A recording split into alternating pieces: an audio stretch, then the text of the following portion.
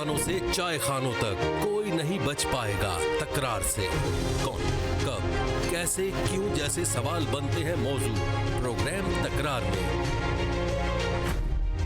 देखते रहिए तकरार कनाडा से बराह रास्त समीना जबीन के साथ मंडे टू फ्राइडे सिर्फ आवाज एंटरटेनमेंट पर।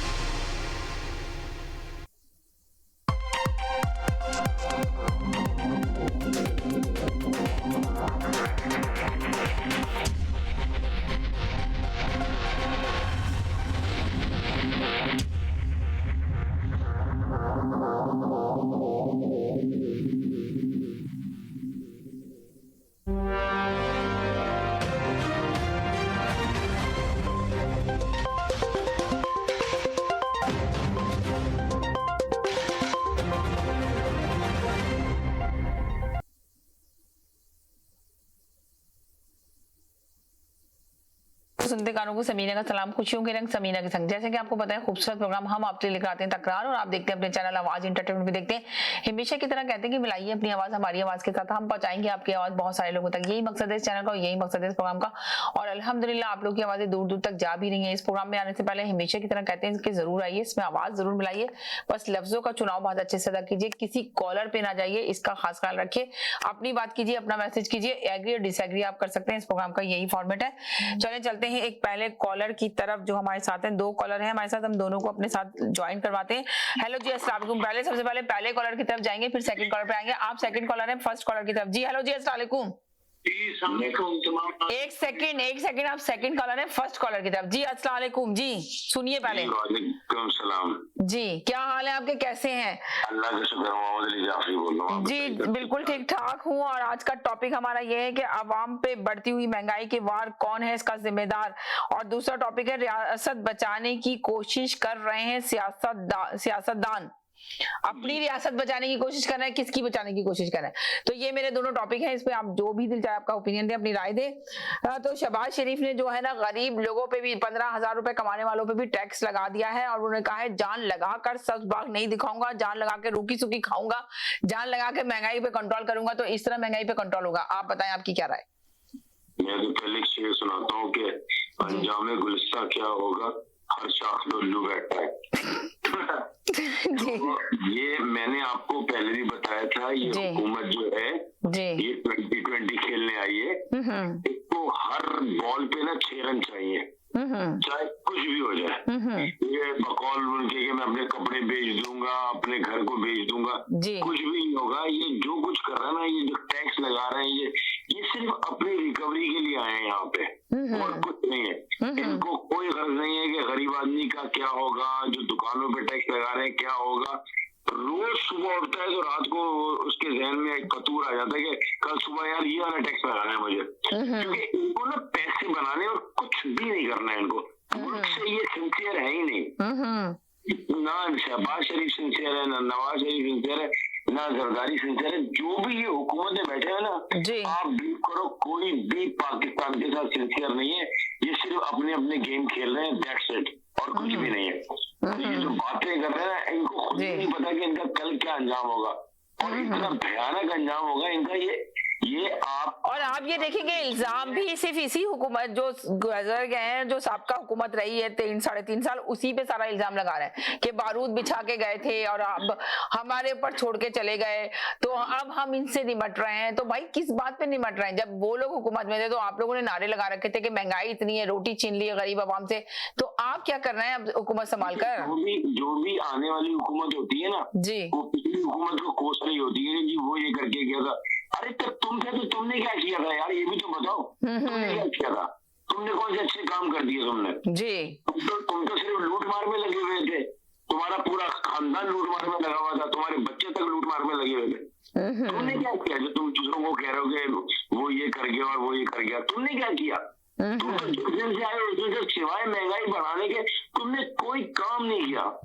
हर चीज की कीमत बढ़ा दी तुमने, बिजली की कीमत बढ़ा दी तुमने, पेट्रोल की कीमत बढ़ा दी तुमने, आटे की कीमत बढ़ा दी तुमने। गरीब आदमी से तुम उससे उससे किसकी क्या जिंदगी छीनना चाहते हो? चाहते क्या हो तुम लोग, ये मुझे बताओ। सही कह रहे हैं आप, बिल्कुल आपकी बात में कोई दो राय नहीं है। मैं ये इसलिए सही कह रही हूँ कि वाकई में हकीकत में पाकिस्तान में बहुत महंगाई है, गरीब आदमी बहुत परेशान है। इसका सोल्यूशन बताइए। किसी भी पार्टी से ताल्लुक रखते हैं, किसी से भी मोहब्बत करते हैं, पर आज आप अपनी आवाम के लिए बोलिए, अपने मुल्क के लिए बोलिए, आगे की ये जो हुकूमत है क्या ऐसा लायामल लाएगी कि पाकिस्तान में इनको रिलीफ मिल सके। मगर अभी जो उन्होंने सब चीजों के प्राइस बढ़ा दिए, छोटी बड़ी हर चीज के प्राइस बढ़ गए हैं, तो बताएं कैसे कंट्रोल करेगी? ऑयल के प्राइस, पेट्रोल के प्राइस। जी, मैं पहले यहाँ दीवारों पे एक नारा लिखा था कुछ साल पहले कि पाकिस्तान को बैंकॉक हांगकांग नहीं बनने देंगे। तो पूछा था यार, हांगकांग ने तो इतनी तरक्की की हुई है और इतनी वो की हुई है, तो ये हांगकांग को क्यों नहीं बनने देते? तो पता चला हांगकांग में जितनी औरतें बेचारी ऑफिस में काम करती हैं, शाम में बेचारी जो है वो प्रोस्टिट्यूशन का काम करती है। वो ये हाल है वहां पे। तो ये इस हद तक आवाम को ले जाएंगे कि वो मजबूर हो जाएंगे। आप यकीन करें, ये जिस तरह ढकेला चाह रहे हैं ना पाकिस्तान को, ये वो करना चाह रहे हैं पाकिस्तान के साथ। गरीब आदमी मजबूर हो जाएगा, वो कुछ नहीं करेगा। आप बताइए, वहाँ की औरतें अपने जिस्म बेचने का मजबूर हो जाएंगी। ये एक फैक्ट है, इसको रियलाइज करें। जिस तरह ये महंगाई की तरफ ले जा रहे हैं ना, लोग भूखे मरेंगे तो वो क्या करेंगे? आप मुझे बताइए। क्या करेंगे? आपकी बात सही है। सेकंड कॉलर की तरफ जाती हूँ। जी हेलो जी, ये क्या ओपिनियन देंगे, अपना राय देंगे? जी बोलिए, बोल सकते हैं आप, बीच में इतना चुपचाप खामोशी से ना सुने। अगर आपको कोई लगता है आंसर देना तो आप दे सकते हैं आंसर। इतना ज्यादा साइलेंट होकर नहीं सुना गए, बिल्कुल ही खामोश होकर बैठ गए। जी, मैं आप दोनों को इसलिए साए लगाती हूँ कि ताकि आप लोग बोल सकें। जी, एक नई चीज अभी मैं सुन रहा था आज भी कि सुपर टैक्स लगाने जा रहे हैं वो, और कराची जा रहे हैं वो बिजली के मंसूबे के लिए। अगर बिजली का मंसूबा है ना भाई, कराची में सब शुरू करवाया ना, वो आपकी स्टॉक मार्केट एक्सचेंज था बिल्कुल क्रैश कर गई, रोकना पड़ गया उनको सबको। अब आप ये देखें ना कि शहबाज शरीफ ने जो लेकर आए थे कि कपड़े बेचकर महंगाई का मंसूबा खत्म, महंगाई बनाएंगे, जो मंसूबा बनाया गया था, तो अभी कहाँ है? असद उमर का कहना है कि वो कहाँ चला गया उनका मंसूबा जो कहते थे कपड़े बेच के महंगाई कम करूंगा, तो इन्होंने तो महंगाई और ज्यादा कर दी। जी नहीं, वो चपरासी वाले कपड़े अल्लाह माफ करे, उसके तो बर्तन प्लास्टिक के बर्तन ही हम ले सकते हैं। अरे भाई, इन्होंने दोनों अपने शहजादों को तो बना दिए वजीर, एक को वजीर खारजा, एक ने बना दिया चीफ मिनिस्टर पंजाब। वो तो खाली इस काम के लिए आए। मुझे तो नहीं लग रहा कि कुछ मतलब ऐसे काम, कोई ऐसे इकदाम करें जिससे आवाम को रिलीफ मिले। अभी तो सिर्फ वो टैक्स पे टैक्स, वो मंसूबे तो गए बाढ़ में। पहले दिन बैठ गए थे मेट्रो में जाके इस्लामाबाद, हम समझे भाई बहुत ही एग्रेसिवली काम करने आ गए। मेरा ख्याल है ये तो बहुत बड़ा पलटा मारा इन्होंने। लेकिन दो नंबर, दोनों पार्टियां दो नंबर है, यकीन करें आप।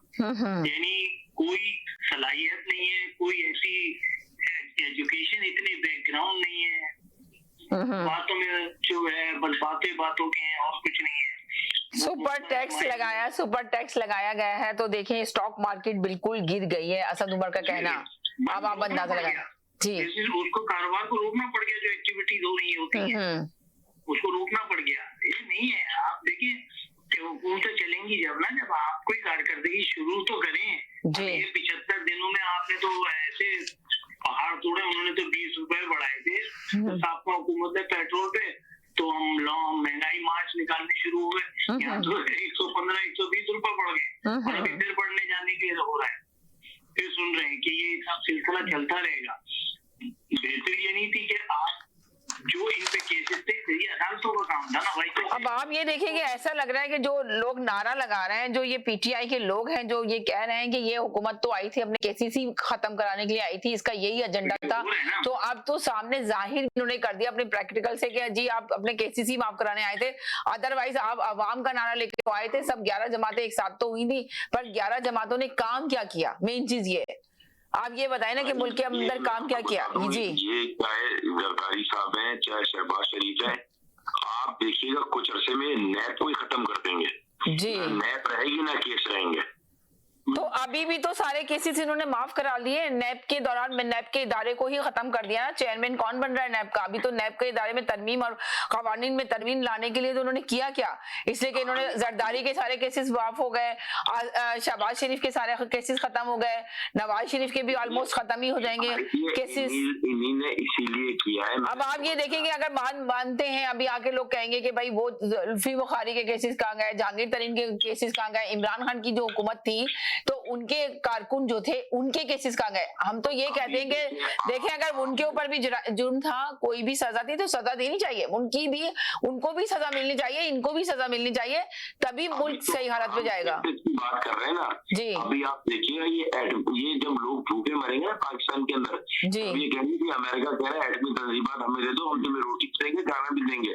तो आप ये देखें ना, तो एक कॉलर थे मेरे, जो एक कॉलर थे वो बहुत अच्छी बात करके गए कि इससे बेहतर है गोरों को दे दो भाई, हुकूमत गोरों को दे दो, कम से कम उनको दे दो, मुल्क में महंगाई। 1 मिनट के लिए होल्ड कीजिएगा, एक और कॉलर है। जी हेलो जी, अस्सलाम वालेकुम। हेलो जी वालेकुम सलाम जी।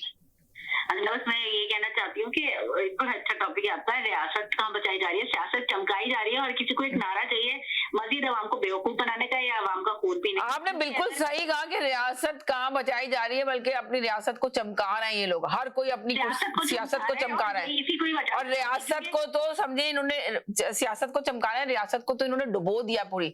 रियासत तो कहीं है ही नहीं, आप देखें ना, रियासत कहीं नजर नहीं आ रही, रियासत कहीं नजर नहीं आ रही है, अवाम बिल्कुल परेशान है।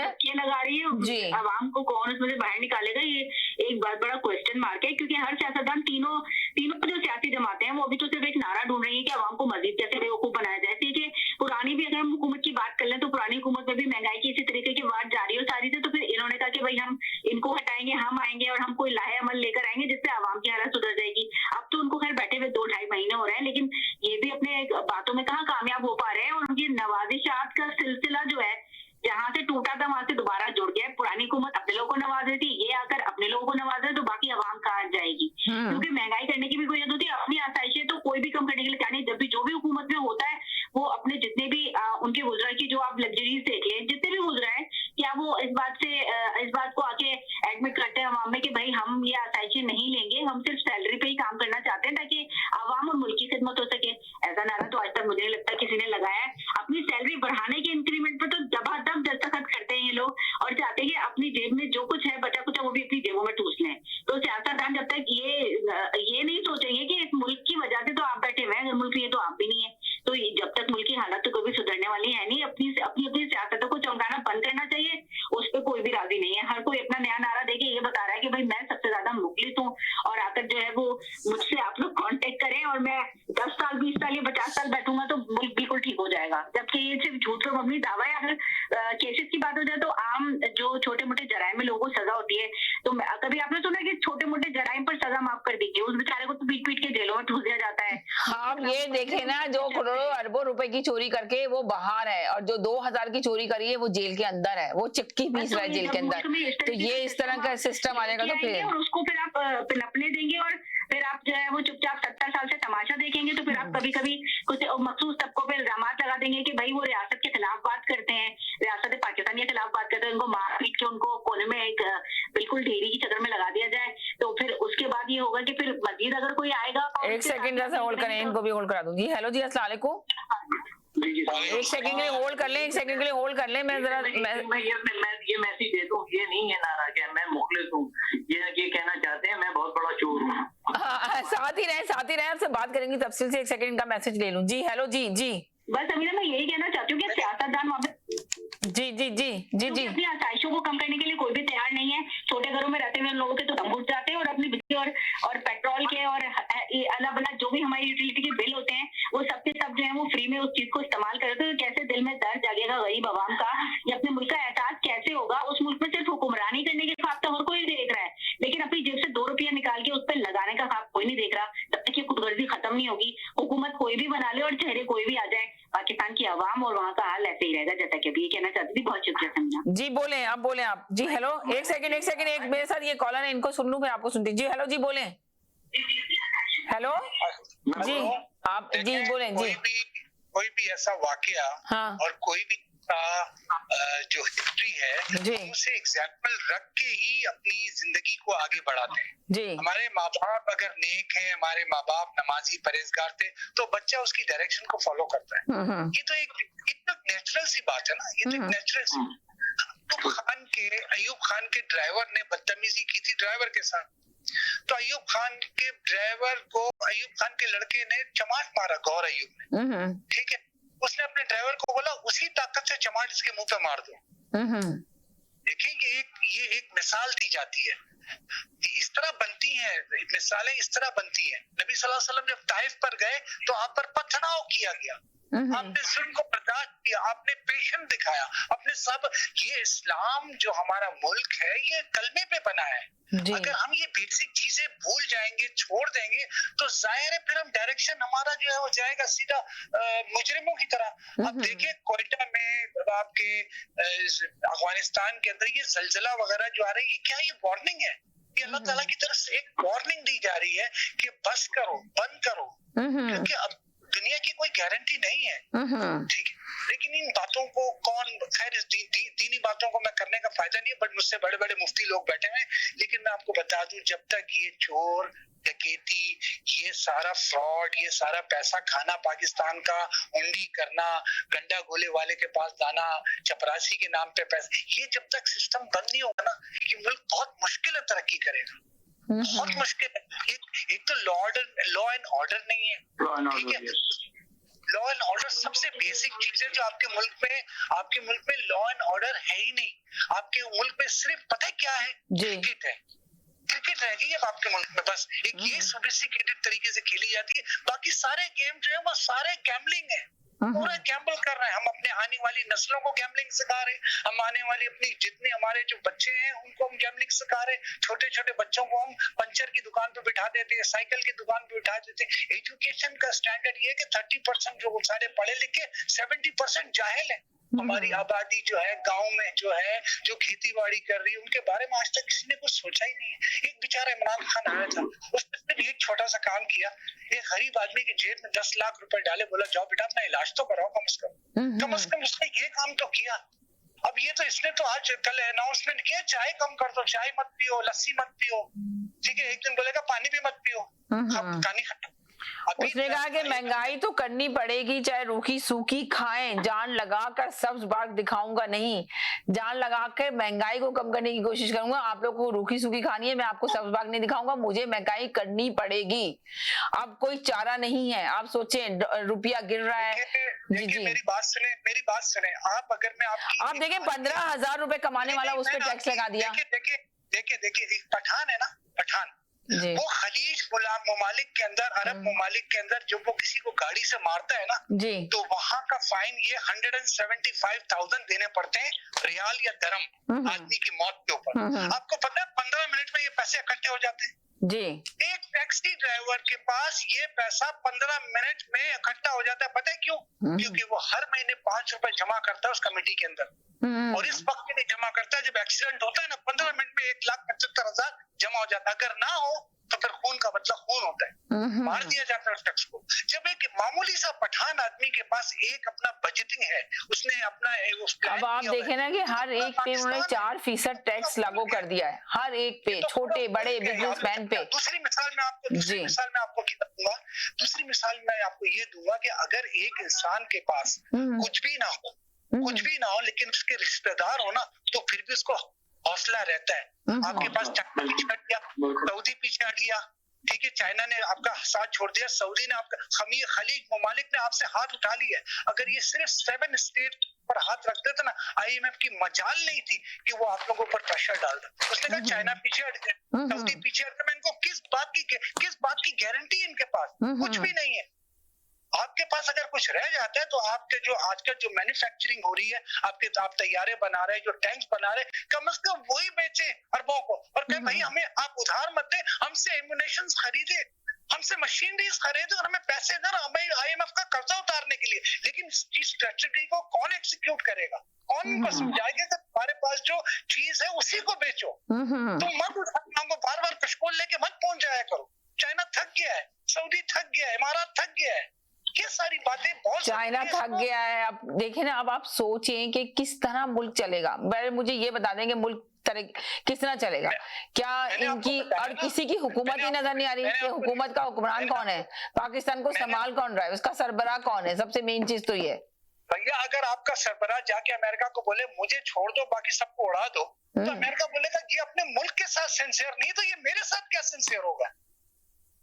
ये मिसाल तो दे चुके हैं इनको। इमरान खान तो बड़े प्राउडली जाता था, सर उठा के उनसे बात करता था। ये लोग जाके तो अपनी लिखी हुई पर्चियों के ऊपर ये लोग बातें करते हैं और ये कहते हैं हमें छोड़ दो, इनको उड़ा दो। ड्रोन हमले कितने करवाए इन्होंने, कितने बंदे मरवा दिए, 70,000 आदमी मरवा दिए, हमारे सोल्जर मर गए 70,000 सिर्फ इनकी जंग, सिर्फ पैसा खाने के लिए इन्होंने ये जंग को ओपन किया। ये सारी चीजें इमरान खान हटा रहा था, उसके दुश्मन बन गए। उसने आने वाली फ्यूचर को देखा, उसने प्लान किया, उसने कहा ये प्लान करो, क्योंकि वो अपवर्ड का पड़ा हुआ है। अरे उसको पैसे की लालच होती तो इंग्लैंड में उसके पास कम पैसा था, नहीं आता वो। इन बातों को ये समझ रहे नहीं है और एक दिन पछताएंगे ऐसे शख्स को छोड़कर। मैं आपको आज साफ बता रहा हूँ, यही मुझे कहना है बस। Thank you. चलें जी, अब आप बोले जी, क्या कहेंगे। नहीं भैया, बात यही है ना कि ना तो आपके कोई पॉलिसीज है आपने अभी बनाई, ना कोई किस एजेंडे के तहत आप आए थे। देखिए, मेरे तो ये सवाल है कि देखिए, पहले ये लोग इल्जाम लगाते थे कि इमरान खान अपनी कुर्सी बचाने के लिए आवाम को मुश्किल में डाल रहा है। तो अब आप लोग कुर्सी पे बैठने के लिए कितना आवाम को मुश्किल में डाल रहे हैं, सवाल है। अब आप लोग बताएं, जवाब दें आके जी। पहले तो यही कहते थे ना कि इमरान खान अपनी कुर्सी बचाने के लिए आवाम को मुश्किल में डाला हुआ है, हम ये करने नहीं देंगे। तो आप लोग अपनी कुर्सी पे जाने के लिए, कुर्सी में बैठने के लिए, तो आप भी तो आवाम को मुश्किल में डाल रहे हैं। इस वक्त आवाम की चीखें निकली हुई हैं, तो आप लोग क्यों नहीं कोई कर रहे काम जी। 75 दिनों में इन्होंने वो काम किया जो उसने 3.5 साल में नहीं किया था जी। सिर्फ यही शिकायतें थी ना कि काम नहीं कर रहा है, काम नहीं कर। इन्होंने तो 75 दिन में आवाम की चीखें निकाल दी जी, आवाम की चीजें निकालती हैं भाई। आप किस तरह आप लेके चल रहे हैं, आपके कोई वो ही नहीं। आपने अभी इलेक्शन देखे, जो ज़िमनी इलेक्शन हुए, इसके बारे में आप क्या कहेंगे। ज़िमनी इलेक्शन में भी देखिएगा वही मारताड़ तोड़ हुए ना, आपने देखा ना, पीटीआई ने तो वो लेने से इनकार ही कर दिया। क्या कहते हैं जी।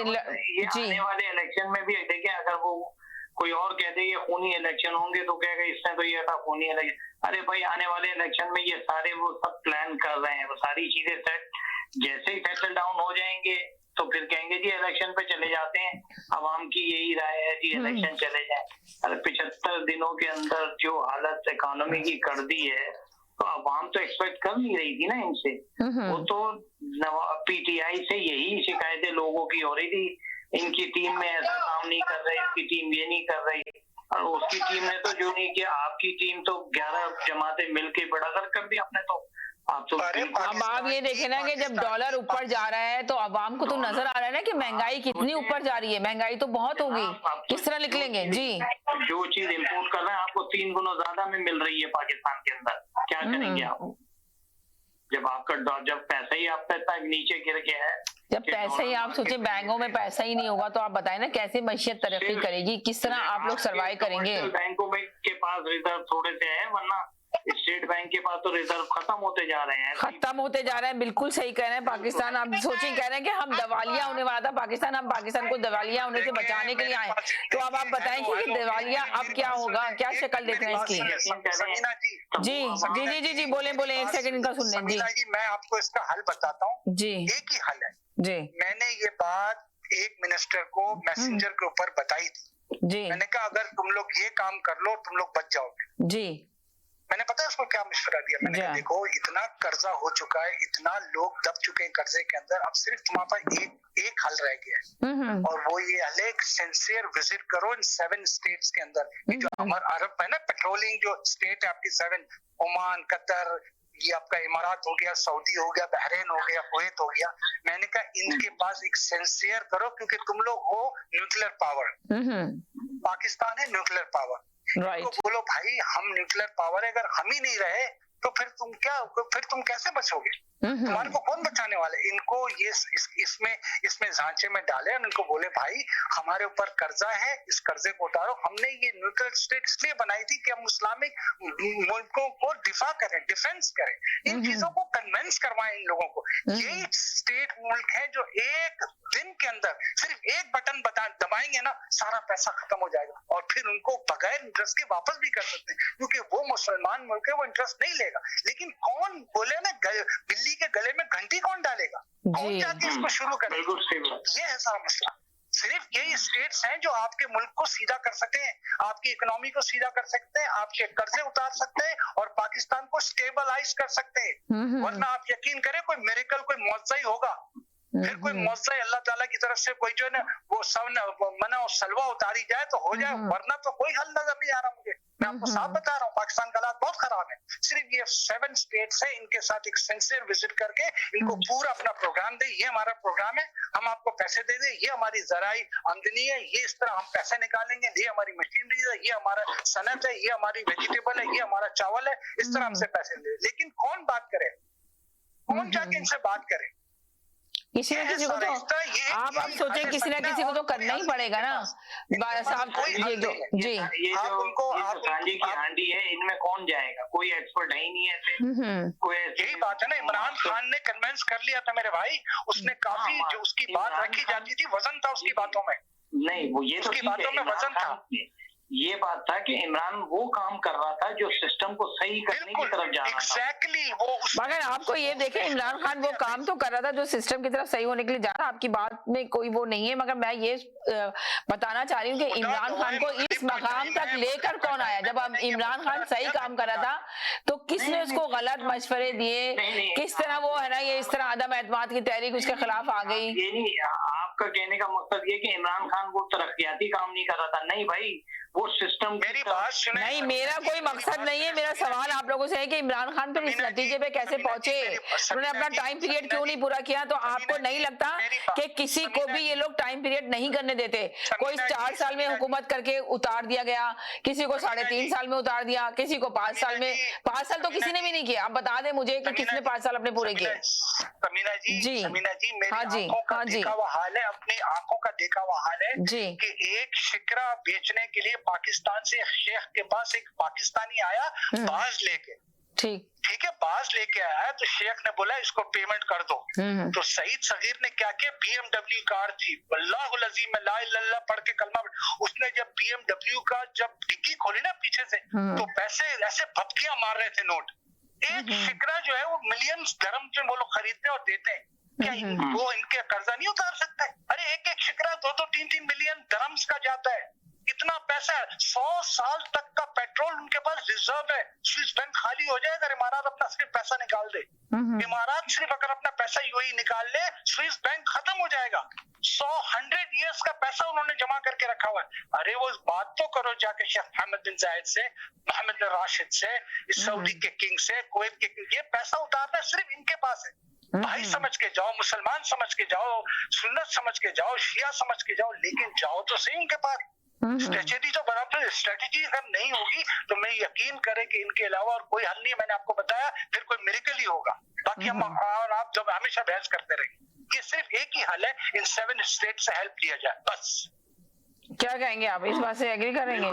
जी देखें, ये बिल्कुल सही कह रहे हैं। लेकिन हमें अब एक पहली बात तो ये वो किस तरह इन पे रिलाय करें, ये क्योंकि ये हुकूमत ही ऐसी सांझी बंदी है ना, जिसे कहते हैं मांगे तांगे की सांझे की हांडी। ये होता है, अगर उसको चलने देते इमरान खान की हुकूमत को 1.5 साल और, तो फिर वो सारी कोशिशें कर रहा था तो उसको करने देते।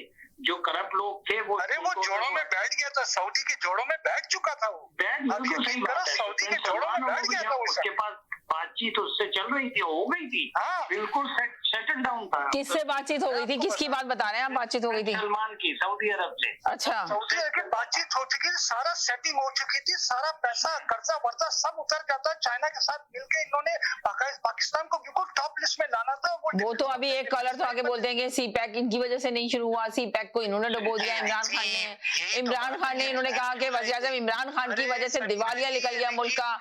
IMF से जो है ना वो कहते हैं कि जो इमरान खान ने जिन शराइतों पे कर्जा लिया उस उसको हम पे हमारे ऊपर डाल दिया सारा मलबा, और हम अब क्या करें, मजबूर हैं। ये मुफ्ती इस्माइल साहब का कहना है, आपने सुना होगा उन्होंने ये क्या। तो जो शौकत अजीज जो वजीर खजाना थे वो सही बताएंगे, मुफ्ता बताएगा? हाँ मुफ्ती, अभी तो मुफ्ती इस्माइल है ना वजीर खजाना, वो बैठ के बता रहा है ना कि इन लोगों ने ये किया है। जी नहीं भाई, आप अब गलत ले रहे हैं। जब शौकत अजीज सारे एविडेंस देगा ना तो जब ही तो आवाम मानेगी ना। शौकत अजीज कहेगा मैंने साइन किए हैं, और हम लोगों की आप उससे IMF से कह रहे हैं भी कोई दे, कोई डॉक्यूमेंट दे दे हमें कि हमने, हमारी PTI की गवर्नमेंट ने ये किया है, अब आपकी हुकूमत आ गई है तो इसको आपको फॉलो करना पड़ेगा।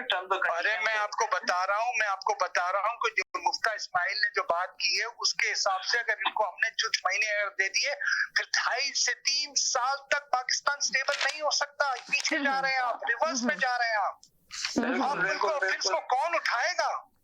अगर इनकी पॉलिसी पे हम चलते रहे, अभी आप देख लें कि 194 से 214 पे पेट्रोल पहुंच गया है। ये और जाएगा। ये कमर जो ये स्ट्रेटेजी बता रहे हैं उस हिसाब से 2.5 साल में कमर सीधी नहीं होने वाली है आपकी। 2.5 साल के अंदर 2-3 महीने 2-3 दिन को छोड़ दें, आप 2.5 साल में आपको बता रहा हूँ। 2.5 साल अगर इन चोरों को बिठा दिया, बिल्ले को आपने कहा दूध की रखवाली करो, तो कैसे चलेगा काम?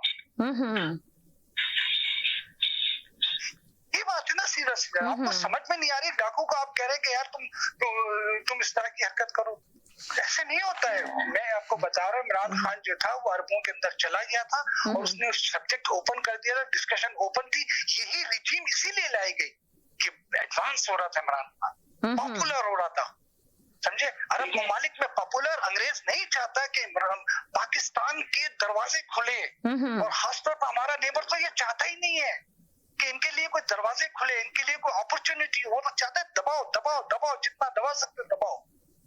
ये इमरान खान ने कहा था कि इनको निकालेंगे हम, और वो अभी तक बेचारा जो है तरले मिन्नतें कर रहा है पाकिस्तान नेशन की। ये अभी भी समझ जाओ।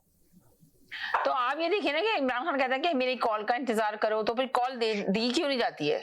वो सिर्फ ये क्यों कहता है कि कॉल का इंतजार करो? तो कौन, जब वो आके, एक बात सुने, जब इमरान खान आके बड़े पुरएतमाद के साथ अवाम को कहते हैं कि एक कॉल का मेरी इंतजार करो, एक कॉल दूंगा, तो वो फिर पीछे से कौन उनके साथ होता है जो वो आके एकदम मीडिया पे आके बोलते हैं कॉल का इंतजार करो, एक कॉल दूंगा, और एकदम फिर स्टॉप हो जाते हैं? क्या वजह है? ये क्या रीजन है, क्यों नहीं देते एक कॉल? देखें, जब तक ये आपको ग्रीन लाइट नहीं मिलेगा एडमिनिस्ट्रेशन से, आप आगे नहीं जा सकते। पाकिस्तानी अपने फौज की गाड़ियां भेज देती है, कोर्ट के बाहर खड़े हो जाओ पार्किंग में, बात खत्म हो गई। सारे लीडरों को उठा लेंगे, रात ही रात में बंद कर देंगे, फिर क्या करेंगे? आप किसके पीछे भागेंगे? आप तो सिर्फ आप समझा करें ना यार। यानी कि आप ये कह रहे हैं कि इमरान खान लोगों की वजह से एक कॉल नहीं दे रहे कि लोगों को गिरफ्तारियां हो जाएंगी, लोगों को बंद कर दिया जाएगा। एक रात में सारा ऑपरेशन होगा अगर आर्मी ने अपने हाथ में सारा ले लिया तो ये आर्मी कब जागेगी? आर्मी कब जागेगी? पूरी दुनिया में आप नहीं देख रहे कि एक मजाक ही बन गया आर्मी का। आप ये देखें कि सारी आर्मी को नहीं कहते, जो चंद लोग खराब हैं जिन्होंने ये निजाम खराब किया हुआ है, तो उनको रोकने के लिए कोई तो खड़ा हो, किसी को तो एक साथ आके खड़ा होना चाहिए। आपकी आर्मी के साथ एक चैनल थोड़ी है, एक चैनल पे वो बात कर रहे हैं। 4-5 चैनल पे चलेगा ना। अमेरिका का चैनल है, ब्रिटिश चैनल है, यूरोपियन चैनल है, रशिया का चैनल है, उनके साथ भी तो मिलानी है डोर।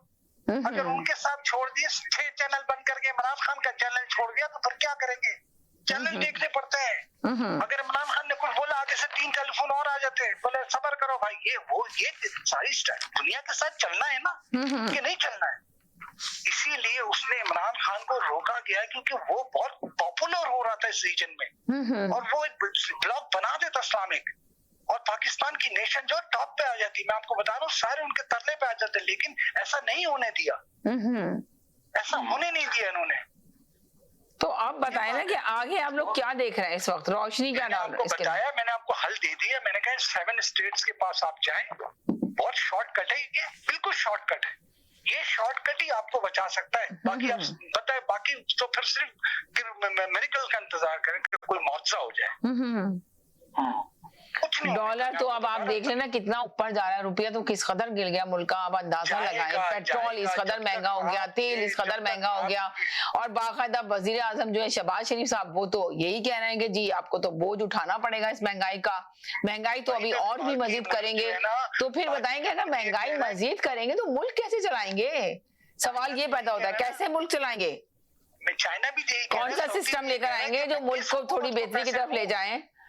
चाइना जी। और सऊदी तो यही कह रहा हम किस हुकूमत को पैसे दे, तुमको दे, कल तुम 1.5 महीने बाद तुम खत्म, फिर तीसरा आ जाएगा। रासी बात है, 1.5 साल के लिए इनकी हुकूमत आई है, 1.5 साल के लिए ये इसलिए आए, अपने इख्तियार उन्होंने संभाला, अपनी कुर्सी पे आके ये लोग बैठे, इसलिए कि ऐसा लग रहा है कि ये तो सिर्फ अपने जो थी इनकी डील क्या बनी उन लोगों के साथ, जब रातों रात इनकी डील बन गई, डील के बाद ये लोग आ गए, इन्होंने संभाल ली सीट ना। देख जिस तरह इमरान खान कहते हैं कि मुझे पता ही नहीं चला, डाका पड़ रहा मुल्क के अंदर, तो न्यूट्रल वाले सो रहे थे क्या? जब मुल्क के अंदर डाका डाल रहे थे तो क्या न्यूट्रल सो रहा था जो न्यूट्रल रहे? तो जब इमरान खान के तो साफ लफ्जों में तो वो अपने मीडिया पे आके बोल रहे हैं, सारी दुनिया में इसकी आवाज जा रही है कि साफ सुथरे तरीके से मीडिया को बोला जा रहा है। फवाद चौधरी ने साफ तरीके से कह दिया कि जी एस्टेब्लिशमेंट जिस तरफ भी मुंह मोड़ ले, पहले हमारी तरफ थी अब किसी और तरफ मुंह मोड़ लिया, तो साफ तरीके से आप देखिए कितना मुल्क की बदनामी हो रही है पूरी दुनिया के अंदर। मीडिया बहुत ताकतवर होता है और मीडिया के जरिए ही आवाज जाती है सारी दुनिया के अंदर। अब आप बैठ के हर चैनल के ऊपर ये बयान दे रहे हैं बैठ के, तो आप बताएं ना कि लोगों की नजरों में हमारा आर्मी कहाँ खड़ा हो गया? कितना लोग एक्सपेक्ट करते थे आर्मी की, स्टैब्लिशमेंट की। आज देखिए इस तरह की बातें हो रही हैं, तो इसको कौन रोकेगा? इन बातों को कौन कंट्रोल करेगा? अब तो बच्चा बच्चे की समझ में आ गया, 22 करोड़ आवाम की समझ आ दी है इन लोगों ने, 22 करोड़ आवाम को मुंह में डाल दी हर चीज इनके अंदर कि ये देखो ये फौज कर रही है। बहुत मोरल नीचे चला गया, हमारी आर्मी का मोरल बहुत नीचे चला गया और कई अरसा लगेगा इसको दोबारा मोरल को हटाने के लिए, या कोई परफेक्ट आदमी चाहिए इसके लिए। यकीनन ये देखे ना कि जो उस पे इल्जामात लगाए जा रहे हैं बाजवा के ऊपर, साफ तरीके से लोग बाजवा का नाम ले रहे हैं, मुंह खोल खोल के बाजवा का नाम ले रहे हैं, तो अब आप अंदाजा लगाएंगे अगर बाजवा को रिटायरमेंट हो जाएगा, अभी सितंबर में उसकी रिटायरमेंट है, अगर हो जाता है रिटायर्ड तो फिर मुल्क में क्या होगा?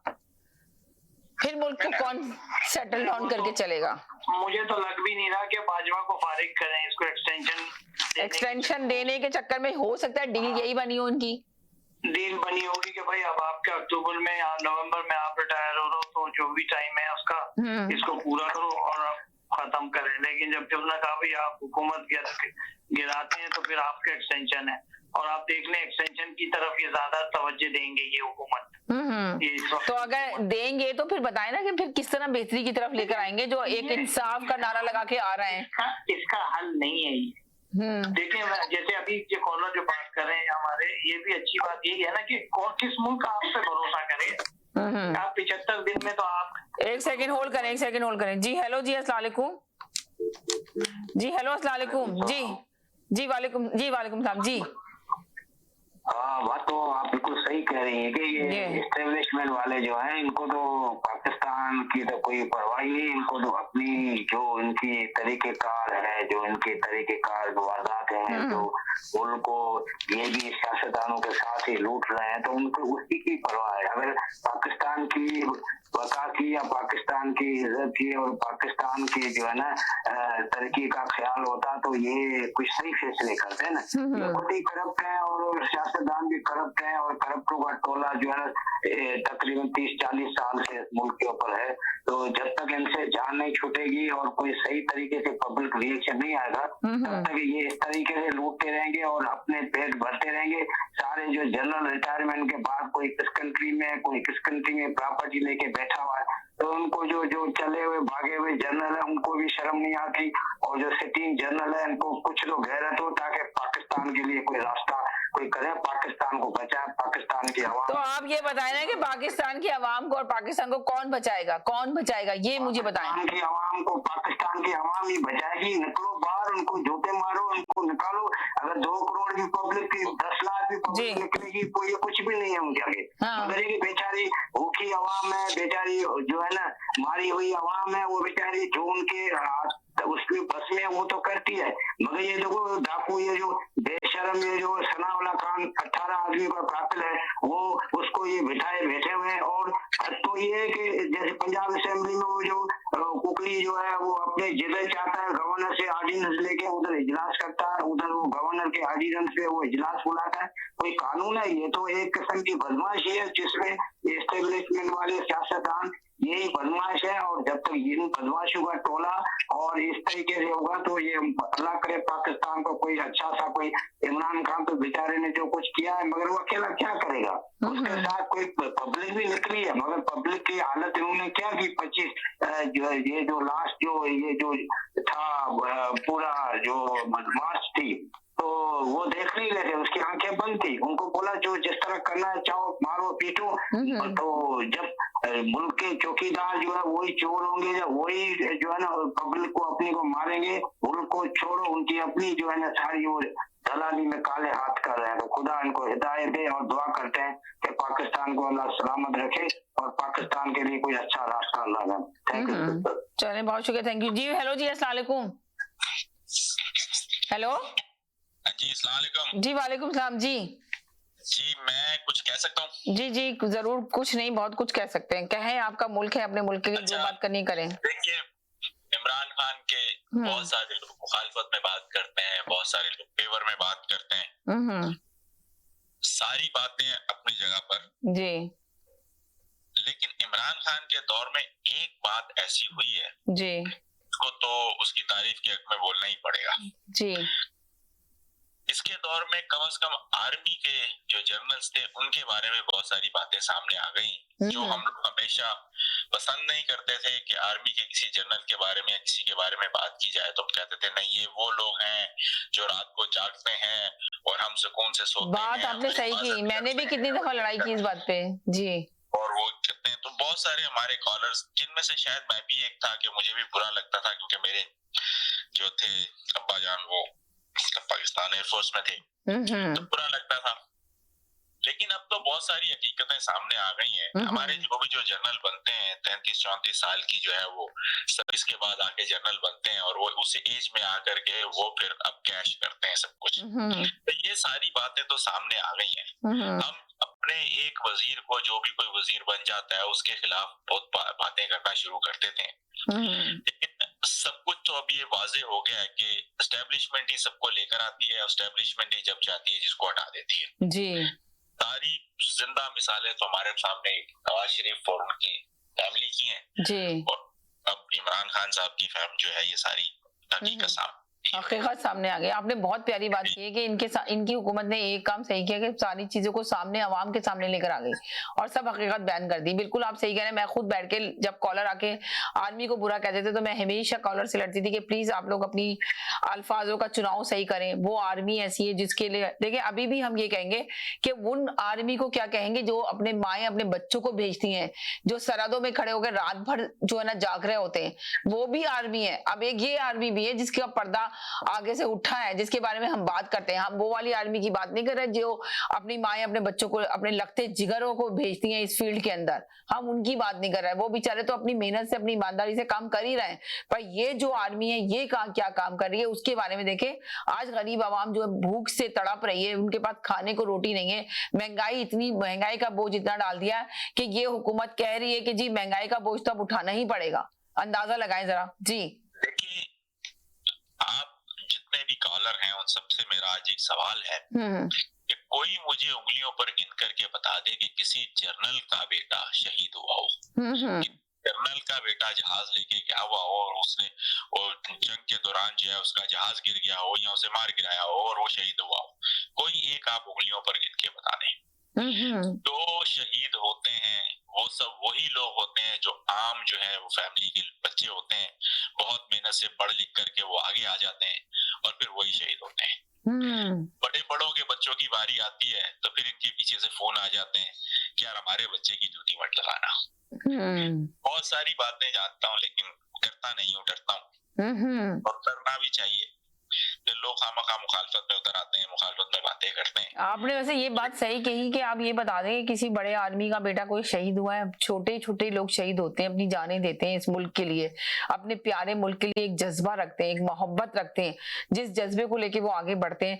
तो आप ये सोचें कि उनके दिलों पे भी क्या गुजर रही होगी। अब जो बातें सारी मुल्क के अंदर आ रही हैं, 22 करोड़ की आवाम जो बातें कर रही है, तो अंदाजा लगाएं कि क्या असर हो रहा है। और आपने देखा कि हमारे मुल्क की कितनी पूरी दुनिया के सामने ये बातें हो रही हैं, फौज के खिलाफ बात की जा रही है, सबके मुंह पे पूरी दुनिया सुन रही है, जो मीडिया पे चल रहा है।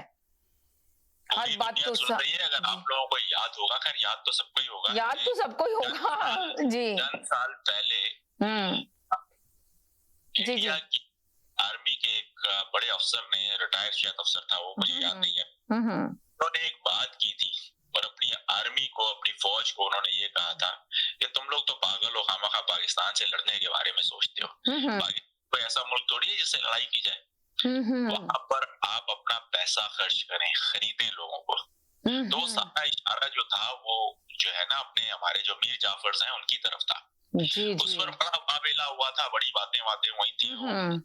वो ने भी उनके कुछ मुखालफत में बातें की, कुछ फेवर में भी बातें की। लेकिन उस वक्त तो हम लोग जज्बाती हो गए, हमने कहा यार ये बड़ी गलत बात की है और पता नहीं हमने बुरा भी कहा सब लोगों ने। लेकिन अब वो सब बातों को अगर देखो तो बहुत सारी बातें सामने आती हैं और ऐसा लगता है कि यार जो उन्होंने कहा कुछ सही है। तो आज आपका टॉपिक तो पता नहीं क्या था, मैंने अभी टीवी ऑन किया था तो टॉपिक यही था कि महंगाई के बारे में ही टॉपिक था कि जो महंगाई का इतना जी।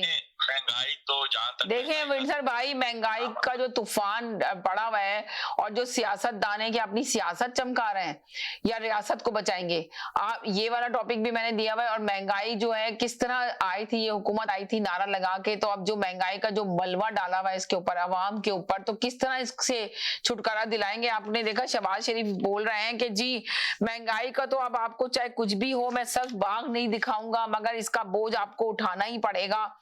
आपको जो है ना इसमें पेट्रोल भी हमें महंगा करना पड़ेगा और 15,000 रुपए कमाने वाला उसको भी टैक्स देना पड़ेगा। हर छोटे मोटे बिजनेसमैन को टैक्स जरूर लागू कर दिया इनके ऊपर टैक्स। तो अब बताएं कि छोटा आदमी जो 15,000 रुपए कमा रहा है महीने के, महंगाई इतनी ज्यादा है, पेट्रोल इतना महंगा, तेल इतना महंगा, रोजमर्रा की चीजों पे सब पे ही टैक्स उन्होंने आयद कर दिया। तो अब आप बताएं कैसे खरीदेगा 15,000 वाला अपने बच्चों के दो, अगर उसके बच्चे हैं, अगर स्कूल गोइंग है तो स्कूल की फीसें क्या फीस देगा या घर में खाना पकाएगा, ग्रोसरी करके लाएगा या इन लोगों के टैक्स देगा। आप बताएं, छोटा मोटा बिजनेस करने वाला तो वो तो पिस गया पूरी तरह, बड़े बड़े बिजनेस वाले तो दे सकते हैं, बट छोटा कहां से पैसा देगा। जी अभी रिसेंटली एक लड़का मेरा दोस्त बना है जी, उसकी टेलीफोन की 3 दुकानें थी लैम्ब्रिज मॉल में। और जब कोविड सिलसिला शुरू हुआ तो उस कोविड की वजह से बिजनेस बिल्कुल खराब हो गया, खत्म हो गया और तीनों दुकानें बंद हो गई। राइट। और 3-4 और लोगों ने आगे खोल ली। वो इतना परेशान था लड़का मुझसे, यार मैं क्या करूं। मैंने कहा कि आपने कर दिया, अब दुकानें, कहता जी किराया तो देना पड़ता है ना, चाहे आपका बिजनेस चले या ना चले। सही कह रहे हैं जी। कई मसले मसाइल थे। कुछ और बड़े बिजनेसमैनों के साथ मेरा उठना बैठना है जो मतलब बहुत बड़े पैमाने पर बिजनेस करते हैं। एक साहब ने पिछले हफ्ते बैठे हुए थे, बातें कर रहे थे, तो बातों में उसने बोला चावल की बोरी आती थी ना 40 पाउंड वाली, 30 रुपए की थी, $35 की थी, डॉलर से बढ़ते बढ़ते $45 की हुई। आपको चावल की बोरी जो है वो आपको $65 में मिल रही है, $65 में। तो वो कह रहा था, कहता यार अगर हो सके तो तुम लोग ये चंद बोरियां खरीद करके ना 10-10, 12-12 बोरियां खरीद के अपने घर में रख लो। तो हमने कहा यार ऐसी क्या बात है।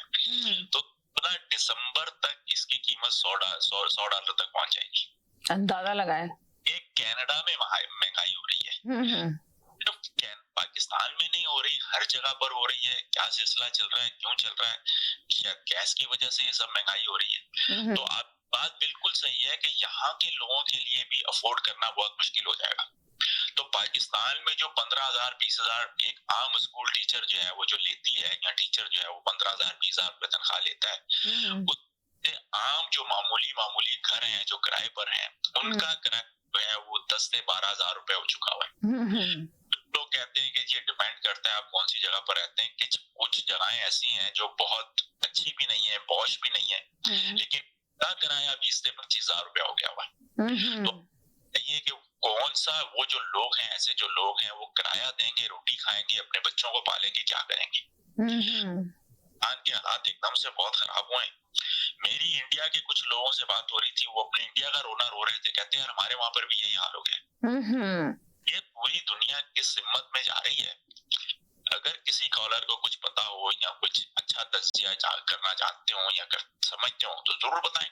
हम सुनेंगे इन बातों को। सही कह रहे हैं। ये बहुत मुश्किल हालात होने वाले हैं पाकिस्तान में। दिसंबर तक बहुत सारे लोग ये भी कह रहे हैं कि कनाडा में दिसंबर में बहुत बड़ा रिसेशन आ जाएगा। मार्च तक रहेगा, अगले मार्च मतलब तकरीबन 3-4 महीने तक वो रहेगा। उसके बाद से हालात आहिस्ता आहिस्ता ठीक होना शुरू हो जाएंगे। अब आप घरों की कीमतें देख लेना, घरों की कीमतें गिरी है जी, बहुत ज्यादा तो नहीं गिरी लेकिन गिरना शुरू हो गई है। वरना पहले तो यहाँ पर हैमिल्टन, मैं तो हैमिल्टन में रहता हूँ तो हैमिल्टन की बात कर रहा हूँ, हैमिल्टन में यहाँ पर घर लगता था तो हफ्ते के अंदर अंदर जो है ना घर बिक जाता था जी। यही घर ऐसे लगे हुए हैं जो महीना 1.5 महीना हो गया अभी तक वो बिके नहीं है। तो इसका मतलब है कि कीमतों में कुछ फर्क आ रहा है, लोग अपना पैसा नहीं निकाल रहे।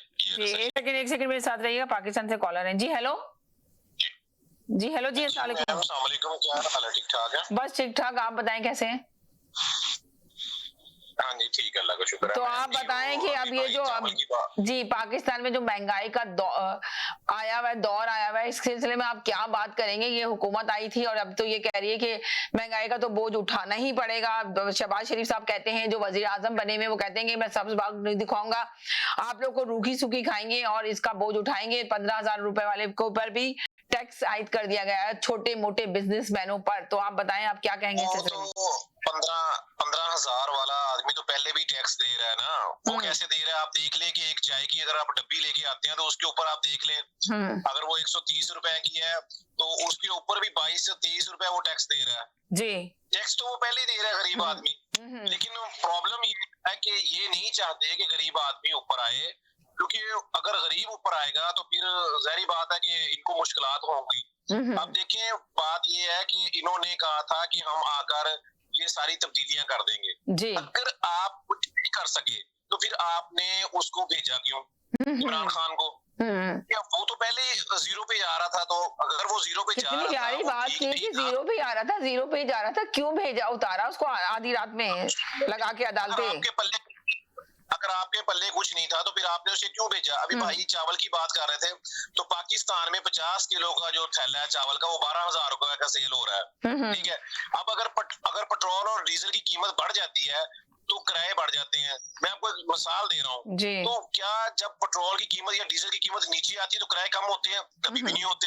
ये हमारे साथ मुआशरे में हो रहा है, हम देख रहे हैं। अगर 120 रुपए किराया बढ़ गया तो वो 20 रुपए वहीं पे रहेगा, वो नीचे नहीं आएगा। फिर इसको कौन कंट्रोल करेगा? फिर दूसरी बात ये है कि अभी आप जाके बाजार में देखें, आपको कहीं भी कोई, जो हम पहले कहते थे कि इमरान खान के दौर में ब्यूरोक्रेसी काम नहीं करी, अब भी वही कुछ है। अब भी वो अपने दफ्तरों को तक सब ओके की रिपोर्ट दे रहे हैं, लेकिन बाजार में आपको कोई लिस्ट नहीं नजर आएगी, कोई रेट नजर नहीं आएगा, कोई पूछने वाला नहीं, अपनी मर्जी से हर चीज का रेट वो दे रहे हैं। वो एक शायर ने क्या खूब कहा कि दर्द कौन कौन सा करे बयां, दर्द कौन कौन सा करे बयां, महंगाई ने निकाल दी है गरीब की जान। ठीक है, अब तो ये हाल है यहाँ पर अगर आप कोई चीज खरीदने जाते हैं तो वहां पर आपको कोई लिस्ट, कोई चीज नहीं मिलेगी, अपनी मर्जी के रेट है, कोई पूछने वाला नहीं है। दूसरी बात ये है कि अगर कहते हैं कि हम मुल्क बचाने के लिए आए हैं, तो भाई मुल्क बचाने के लिए नहीं आए हैं, ये सारा प्रोपेगेंडा है, ठीक है। पहले मैं भी यही समझ रहा था कि मैं कह रहा था कि नहीं जी अमेरिका ने या किसी दूसरे मुल्क ने, ऐसा कुछ नहीं।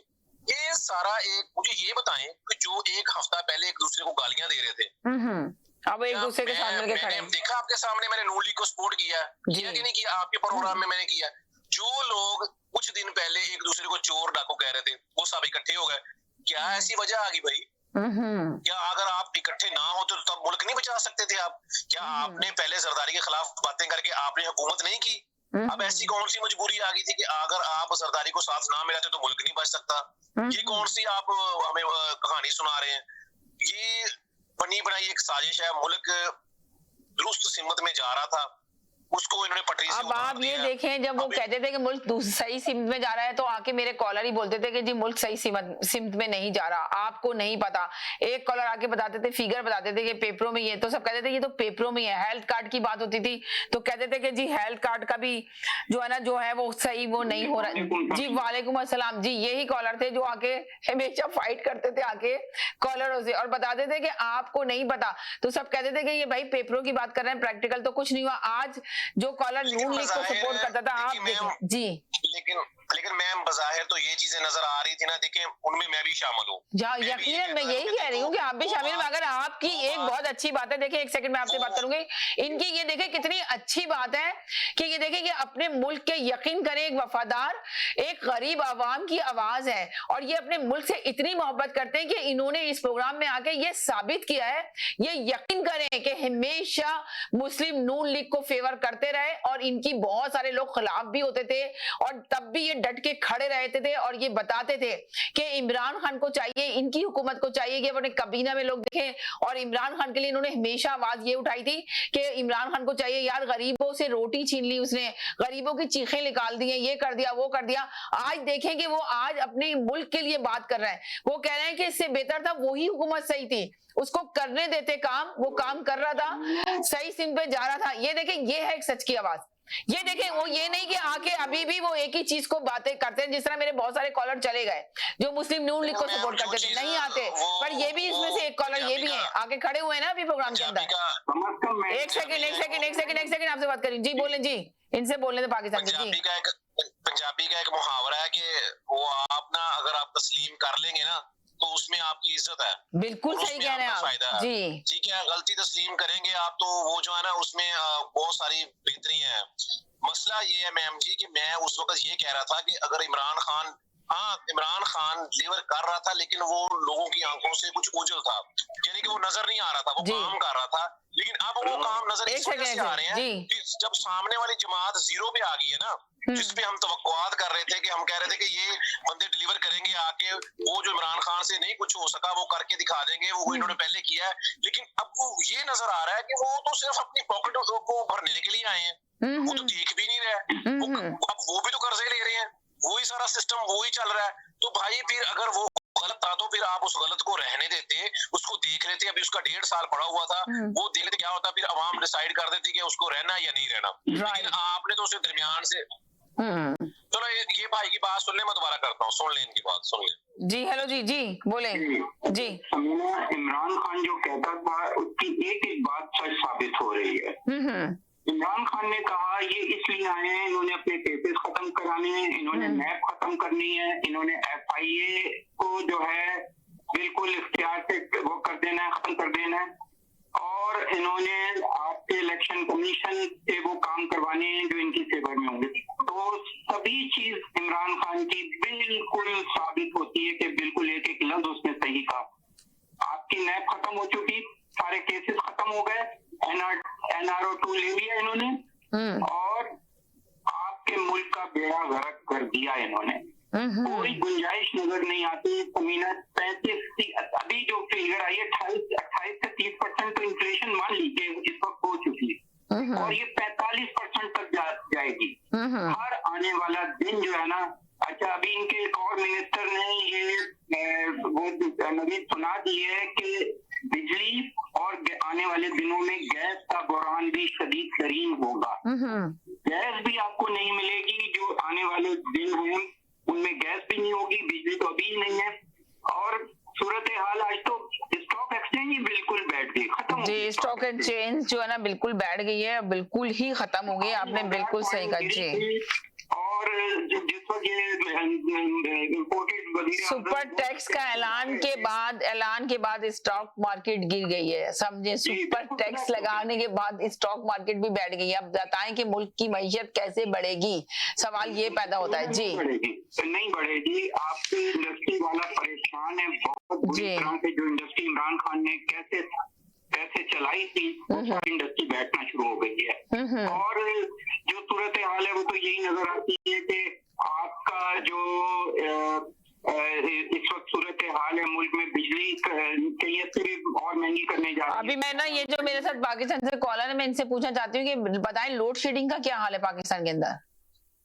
कराची में तो बहुत मैम मैं यही मैं बात आपसे करना चाहता था कि जब इमरान खान की हुकूमत थी पिछले 3 माह पहले या 4 माह पहले, तो उस वक्त बिजली जो है वो हमें ऐसे लगता था कि हम कहीं यूरोप में रह रहे हैं। सीधी सी बात है, झूठ नहीं बोलना चाहिए, कि बिजली नहीं बंद हो रही थी। कभी कभार मेरे ख्याल में कोई आधा घंटा या 15 मिनट या 20 मिनट चली गई है तो ठीक है। ये मैं बता रहा हूँ आपको पंजाब की सूरत हाल, ठीक है। उसके ये 2 या 3 माह या 4 माह पहले की बात कर रहा हूँ, कोई ज्यादा लंबी बात नहीं कर रहा। अब सूरत हाल ये है कि बिजली है ही नहीं, 8-8 घंटे 10-10 घंटे, ठीक है, और आधा घंटा आ रही है, 1.5 घंटा बंद है, फिर उसके बाद आधा घंटा आ रही है, फिर 1.5 घंटा बंद है। ये सूरत हाल बिजली की है। मैं ये सवाल करना चाहता हूँ कि क्या अगर आप सब कुछ करने के लिए आए थे तो फिर आपसे ठीक क्यों नहीं हो रहा? आप कहते हैं कि जी इमरान खान ने 4 साल में इतना गंद डाल दिया कि वो आपसे ठीक, अभी अगली हुकूमत भी आएगी। मौलाना फजल रहमान फरमा रहे थे कि अगर ये 2-4 माह रहेंगे या 1.5 साल रहेंगे तो ये गंद खत्म नहीं कर सकते। अगली हुकूमत भी अगर इनकी आएगी, हमारी आएगी, तो हम फिर इसको जो 3 साल या 4 साल में इमरान खान ने गंद डाला तो उसको खत्म करेंगे। तो भाई मुझे ये बता दें आप में और इमरान खान में क्या फर्क रहा? यही तो इमरान खान हमें बता रहे थे कि उन्होंने 40 साल में इतना गंद डाला है। तो भाई एक सेकंड आप कर रहे हैं। बिल्कुल, एक सेकंड जी। हेलो, सलाम बहन, कैसी हैं आप? बिल्कुल ठीक ठाक हूँ, आप सुनाए कैसे? बस आपसे बहुत पहले बात हुई थी, 2-2.5 हफ्ते पहले जी। तो फिर ये बस अभी मैं सुन रहा हूँ आपका प्रोग्राम को देख के, तो आज फिर मेरा दिल चाहा जी कि कुछ अपनी ओपिनियन दूं आपको। जरूर दें जी जी। तो मेरी ओपिनियन यही है कि साहब जो कुछ हो रहा है वो बहुत ही मतलब समझ से बाहर हो रहा है जी। और कोई कुछ कह रहा है, कोई कुछ कह रहा है, कुछ कोई कह रहा है। मैंने आपसे पहले भी ये कहा था कि मैं अभी भी मगरिब की नमाज पढ़ के खत्म हुआ हूँ थोड़ी देर पहले जी। और ये मेरी दुआ होती है कि अल्लाह ताला जो लोगों के हालात इस वक्त जा रहे हैं और जो हो रहा है जी, और सबसे बड़ा जो मकसद है ना मेरा कहने का वो ये है जी कि जब एक शख्स सही नहीं है तो फिर उस शख्स के लिए हमें अलाउ है कि हम उस शख्स को किसी तरीके से उसको हटाएं। अब इन लोगों को हटाने का सबसे बड़ा जो खतरा होता है वो ये होता है कि एक तो इनके पास होती है पुलिस की पावर, फिर दूसरी इनकी प्रोटेक्शन होती है अपनी जो दूसरी पावर है उनकी वो होती है कि जैसे आर्मी है मिसाल के तौर पे। जी, आर्मी है मिसाल के तौर पे, ठीक कह रहे हैं जी, बोले जी जी जी। और उनको ये सोचना चाहिए कि इस मुल्क के हालात ये हो रहे हैं और इस तरीके से इस हालात को एक्सेप्ट करना बहुत मुश्किल है, तो वो अपनी कोई राय दें। क्योंकि बहन मैं आपसे ये कहूंगा कि मैं बड़ी छोटी उम्र से पाकिस्तान से कनाडा आया, राइट। तो कहने का मकसद मेरा ये है कि देखिए अयूब खान था, मुझे याद है अच्छी तरह, मैं बच्चा था मतलब 14-15 साल का और मैं उस इज्तिमा में मौजूद था स्कूल के और हमने उसको एक ही अल्फाज गंदा कहा था कि अयूब कुत्ता, हाय हाय। और उन्होंने 8 बजे आके अपनी तकरीर के अंदर, उस वक्त 8 बजे खबरें आती थी, उन्होंने कहा कि बेटा मुझे ये उम्मीद नहीं थी कि आज मेरी आवाम मुझे कुत्ता कहेगी और आज मैं जो है अपनी नौकरी को छोड़ के इस्तीफा दे के मैं जा रहा हूँ। तो उसकी वो खुददारी को, वो उसकी जो एक डिग्निटी थी, जो एक विजडम था और मुझे अच्छी तरह बताया, मेरी अम्मी ने मुझे बताया, मैंने भी देखा जब हालात ऐसे ही आए थे तो उसने मूसा खान से कहा कि जितना भी है ये सबको एक ऑर्डर में कर दो। तो आप यकीन करना 2 दिन के अंदर गोश्त की दुकानों के ऊपर जालियां लग गई थी। अब यहाँ लोग जब देखते हैं कि मक्खी भिनक रही है, सब कुछ, दूध में पानी मिलाने वाले थे, सब का सड़क पे पानी पे कुछ ने दूध फेंकवाया। लोगों ने कहा मैं हम कपड़ा नहीं बेचेंगे, प्राइजें बढ़ा दी। उसने बोला मैं सारा इम्पोर्टेड कपड़ा मंगवा के सबको पूरा कर दूंगा। तो अब ये समझ में नहीं आ रहा है कि ये कर रहे हैं तो क्या कर रहे हैं, इनको खुदा का खौफ है या नहीं है, इनको खुदा ये होता है कि हमें मर के कब्र में भी जाना है, बांध दी है उन लोगों को, समझे ना। अब यहाँ ये कनाडा में कुछ भी एक साहब इससे पहले कह रहे थे तो मैंने उस वक्त फोन नहीं किया मुदालफत के लिए, और वो कह रहे थे कि भाई कनाडा देखो, कनाडा ऐसा, कनाडा वैसा, प्राइज मकान। लोगों की ख्वाहिशातें इतनी बढ़ गई हैं कि वो छोटे मकान के बजाय बड़े देख रहे हैं। यहाँ कम से कम इंसान को, मैं शॉर्ट में बात करता हूँ, रोटी तो हमें मिल रही है ना, हमारी जान तो हिफाजत में है, अस्पताल में हमें ट्रीटमेंट तो मिल रहा है, हमारी माँ बहन हिफाजत में तो है, तो यहाँ गरीब भी मुर्गे खा। आपने बड़ी अच्छी बात की कि पाकिस्तान में पेट्रोल इतना महंगा है कि समझिए कि अगर एम्बुलेंस किसी पेशेंट को लेकर जा रही है तो वहाँ पेट्रोल नहीं डलवा सकती, पेट्रोल है ही नहीं। महंगाई के बाद हॉस्पिटल के अंदर वो पेशेंट को हॉस्पिटल नहीं ले जा सकती पेट्रोल डलवा के, इसलिए पेट्रोल गैस स्टेशनों पे है ही नहीं। महंगे होने के बावजूद पेट्रोल नहीं मिल रहा लोगों को। अब आप देखेंगे यहाँ पे कम से कम अगर कोई पेशेंट, अगर आप लोग 911 कॉल करते हैं, एम्बुलेंस बुलाते हैं तो आपको हॉस्पिटल तो पहुंच जाते हैं, सीधे आपको ट्रीटमेंट तो दे जाता है हेल्थ इसमें, तो वहां पे तो बेचारा एम्बुलेंस में ही दम तोड़ रहा है पेशेंट, उसको ले जाकर हॉस्पिटल तक नहीं पहुंचाया जा रहा। ये तो हालात हो गई है। आप सोचें कि इंसान की जान की कीमत नहीं है पाकिस्तान के अंदर, कोई कीमत नहीं है। हालात तो जो है ना वो लोगों से ही देखें, लोगों से ही घर बनता है और लोगों से घर तबाह होता है। इनसे तो बेहतर ईदी अमीन साहब थे।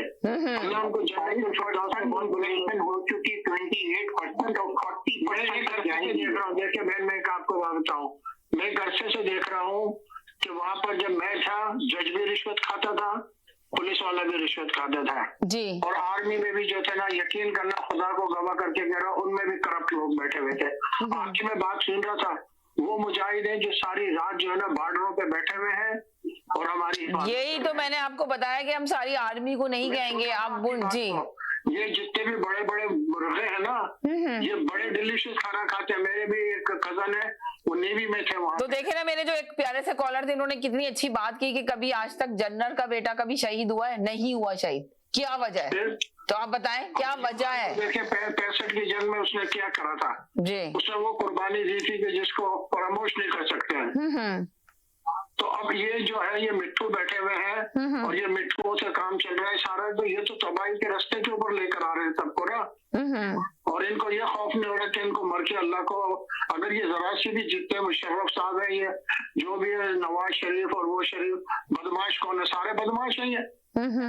अगर ये थोड़ी देर सोच लें कि एक दिन हमें उस कब्र के अंदर जाना है जिस किताब पे हम कहते जो है बिस्मिल्लाहिर्रहमानिर्रहीम, अरे इसका तू मतलब समझ रहा है? जो बिस्मिल्लाहिर्रहमानिर्रहीम कह रहा है मेरे भाई, तो रहम करने के बजाय जुल्म कर रहा है लोगों के ऊपर। इनके घरों में देखो 4-4 नौकरानियां रखी हुई है, खाने डिलीशियस बन रहे हैं। वो लीडर वो होता है जो अपने पेट के ऊपर, नबी सल्लल्लाहु अलैहि वसल्लम की तरह जब खंदक के खोद रहे थे तो उन्होंने कहा हम भूखे हैं, उन्होंने कहा दिखाओ भूखे हो, बोला ये एक पत्थर, आपने कहा इधर आओ देखो मेरे 2 पत्थर बंधे हुए हैं।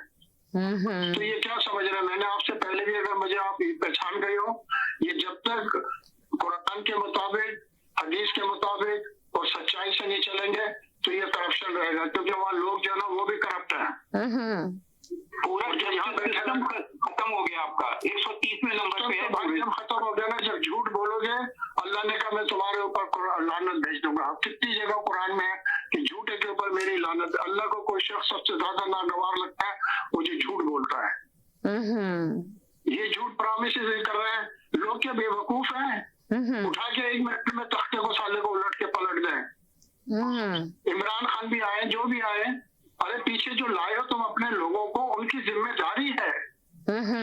वो क्या बैठे हुए कर रहे हैं? जी वो मिनिस्टर साहब है, वो 11 बजे उठ।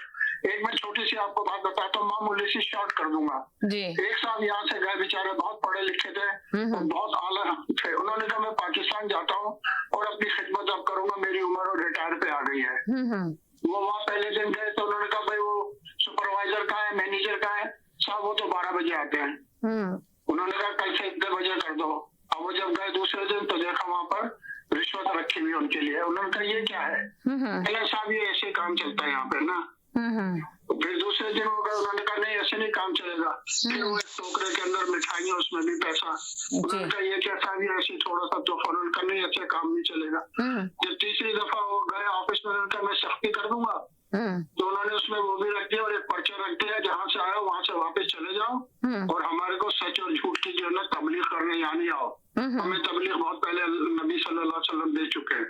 बहन इतना अफसोस होता है, मेरे खुदा की कसम मेरी आंखों में आंसू होते हैं। सही बात है, आप पाकिस्तान से बहुत मोहब्बत करते हैं। पहले भी आप आके यहाँ पे इतना आंसू से रोए थे। मोहब्बत नहीं है, मैं आपको खुला बता देता हूँ। कानपुर की आप मेरी बहनें बड़ी है या छोटी है, मैं आपको बता दूं, मुझे इंसानियत से मोहब्बत है। मैं डायबिटीज का मरीज हूँ, मेरे 4 हार्ट अटैक के ऑपरेशन हुए हैं। खुदा की कसम मेरे टाइम के ऊपर मेरा चेक पहुंचता है, टाइम के ऊपर मेरी फिजियोथेरेपी होती है, टाइम के ऊपर सब कुछ देखते हैं। मेरी वालदा का भर के रोटी मिलती है। यानी कि आप ये कह रहे हैं कि मुझे इस मुल्क से बहुत प्यार है। कहती है कि अल्लाह ताला इन लोगों को और इस हुकूमत को हमेशा शादो आबाद रखना। इनमें क्या है, क्या अंग्रेज में मुसलमान में फर्क क्या है? अंग्रेज जो है उसमें इंसानियत है, मुसलमान में जो है ना वो अब आपने बहुत प्यारी बात की कि अगर ये जो अंग्रेज जो यहाँ पे हम रहते हैं इस मुल्क के अंदर, आप देखें अगर इनके कानून, इनका देखें रेस्पेक्ट कितनी करते हैं इंसान की, इंसान को वो एक सच बोलते हैं, वो सारी चीजें देते हैं। जी जी जी एक सेकंड है जी, हर एक की। जी आप क्या कह रहे हैं मिनसर भाई? मैं आप बाद में बोलते हैं। मैंने बात की है, इस बात की वजह से मैं इनको सलूट करता हूँ। जी वजह है कि हम सब यहाँ पर इन मुल्कों में आना पसंद करते हैं, कनाडा, अमेरिका, लंदन, कि ये इनमें इंसानियत है, ये इंसान के लिए सोचते हैं। आप ये देखें कि इंसान के लिए सोचते हैं, ऊपर से देखें कभी भी झूठ नहीं बोलेंगे। आप जो बात कह रहे हैं उस पे आप पे ईमान लाते हैं, यकीन करते हैं। आप लोग चाहे कितना भी, हमारे मुल्कों में क्या है, झूठ पे ही सारी चीजें कायम होती हैं, झूठ सच। जी के अंदर झूठ चल रहा है। हमारे घर में पता है सिखाया जाता है ना, पूत के पाँव पालने में नजर आते हैं। वो हमारे यहाँ कहावत है, पूत के पाँव पालने में नजर आते हैं। यहाँ पर देखे ना, हमारे को तो अल्लाह ताला ने वो दीन दिया है कि जिस दीन से हम दुनिया को फतह करके बैठ सकते हैं, और उस दीन का एक ही मकसद है पता करने का कि हमें इंसानियत हो। देखिए मेरे साथ पाकिस्तान से भी कॉलर है, एक बहन से भी ले दूं मैसेज। जी हेलो जी, ये भी सुन रहे हैं आपकी बातें, क्या कहेंगे? जी मैम, इन्होंने बहुत जबरदस्त बात की है। इंसानियत की बात होनी चाहिए। जैसे अब नून लीग वाले इंसानियत की अफलातून लाग राम रहे हैं, कहते हैं कि जी हमें शादी आने पे जा रहे हैं कल से या परसों से कि जी चाइना ने जो है ना वो हमें कर्जा दे दिया, इतने डॉलर दे दिए। और भाई देखिए एक बात मैं आपको यही रोक रही हूँ, आपने सही कहा कि शादी गाने बजा रहे हैं, तालियां बजा रहे हैं, तो इनको चाहिए कि जो इनको लेकर आए हैं ये ना सोचे कि इनको मुस्तकिल वो रखेंगे। इनको जिस मकसद के लेकर आए, अगर उनका मकसद पूरा नहीं हुआ तो इनको भी उतार देंगे, जिस तरह पहले वाली हुकूमतों को उतारा। इनके साथ भी ये हो सकता है। आप सच बोल देना कि कमर्शियल लोन है, किसी बैंक ने आपको लोन दिया, आप ये क्यों नहीं बोलते? आप ये क्यों कहते हैं आगे कि हमें चाइना ने जो है वो सपोर्ट की है, चाइना की हुकूमत ने हमें डॉलर दिए हैं? आप ये आगे बोले ना, सच बोले। वो सच वाली और झूठ वाली बात हो रही है ना कि आप सच बोले कि जी हमें एक बैंक ने जो है चाइना का, उसने कमर्शियल लोन दिया हमें, ठीक है। अब हमारी नौबत तो इस जगह पे आ गई है। मुझे ये बताएं कि इससे पहले भी तो IMF के साथ मुआहदे हो रहे थे ना जी, तो ऐसे तो कान नहीं प्रोटेक्ट कर रहे जैसे इनकी हुकूमत के कान मरोड़ता है IMF, इनकी बात सुनना पसंद नहीं करता, तो ऐसे नीचे बैठा रहा है, ऐसे यानी कि वो जैसे कोई थर्ड क्लास आदमी होता है तो उसकी भी बात सुनी जाती है, लेकिन इनकी तो वो भी नहीं सुनी जा रही। तो मुझे ये बताएं, वो ही काम अगर इमरान खान कर रहा था जो ये काम कर रहे हैं, तो वो कुछ जरा इज्जत के साथ कर रहा था, तो फिर ये ऐसा कौन सा काम कर रहे हैं कि जो ये कहते हैं कि हम नया लेके आए हैं या नया काम कर रहे हैं जो वो इमरान खान करके नहीं गया? भाई वो ही काम तो आप कर रहे हैं, लेकिन आप जरा थोड़ा सा नीचे गिर के कर रहे हैं, वो जरा खड़ा होकर कर रहा था, वो स्टैंड ले रहा था हर बात पे, वो IMF को दबा के हर चीज मनवा के जरा वो अपना जो है वो दबदबे के साथ ले रहा था। और आप आ रहे हैं, वो आप जैसे वो कहते हैं मेहों वाली बात है कि आप नीचे बैठ जाते हैं, आप कहते हैं जी हमारे सर में जूते भी लगाएं और हमारी जज्बात को भी मजरूह करें, हमारे जमीर को भी झंझोड़ें आप, तो ठीक है आप जैसे हमारे साथ सलूक करते हैं करें। लेकिन खान तो वो दरअसल ये काम नहीं कर रहा था जो आप कर रहे हैं। हाँ, कोई ऐसा नया काम करेंगे तो फिर तो हम भी तस्लीम कर लेंगे जी नून लीग ने कोई ऐसा अच्छा काम कर दिया। भाई मैं एक बात आपसे कहूंगा, आपकी बात को जरा सा रोक के इसमें बीच में, हमारी गुर्बत जो थी ना वो हमारे नबी सल्लल्लाहु अलैहि वसल्लम अपने पैरों के नीचे दबा के और उसको दफन करके चले गए थे और कह दिया था कि आज से तुम दोनों एक दूसरे के भाई हो। आज सगा भाई जो है ना वो भाई को ये कनाडा में भी देख के कहता I am sorry, go to the government welfare office this. उम्मत की ये हालत हो गई। सर हम इस्लाम में हैं कब ओ भाईजान, भाई हो, बात सुनिए, मैं बताता हूँ आपको, हम कमा रहा है, एक ज्यादा कमा रहा है, वो घर खुश होने वाले हैं, हमारे ऊपर अल्लाह का अज़ाब है, फैमिली एक दूसरे से जुदा हो गई है। हमारे ये मकान मर्सिडीज है, ये सुकून देने वाली नहीं है मेरे भाई। मैं कुछ कह सकता हूँ जी, कहिए। कनाडा में हमें ये हमेशा ये बात का ख्याल रखना चाहिए, सोचना चाहिए कि अगर हमारा कोई छोटा भाई है या बड़ा भाई है या कोई अजीज है, रिश्तेदार है, जो भी है, कोई कजन भी है, तो हमें ये उम्मीद नहीं रखनी चाहिए कि वो हमारी मदद करेगा। तब हैंड टू माउथ लोग हैं, वो हमसे मदद कर सकता है। पाकिस्तान में भी सोचनी ये भी तो चाहिए। हैंड और माउथ है ना, जो कह रहे हैं ये हैंड माउथ है, जो कह रहे हैं कि एक रोटी के 4 हिस्से करके खा लेना। ये सर, कौन सी आप बात जब- आपने कर दी भाई साहब? यहाँ हैंड और माउथ में भी हूँ, और नहीं, यकीन करना मेरी बहन की अभी अल्लाह ताला उसको जन्नत नसीब करे, वो रोती थी, कहती थी भाई तुम मुझे पैसे क्यों बेचते? मैंने बोला ये तुम्हारा हक है, ये हक है, हैंड और माउथ के बाद भी हक है।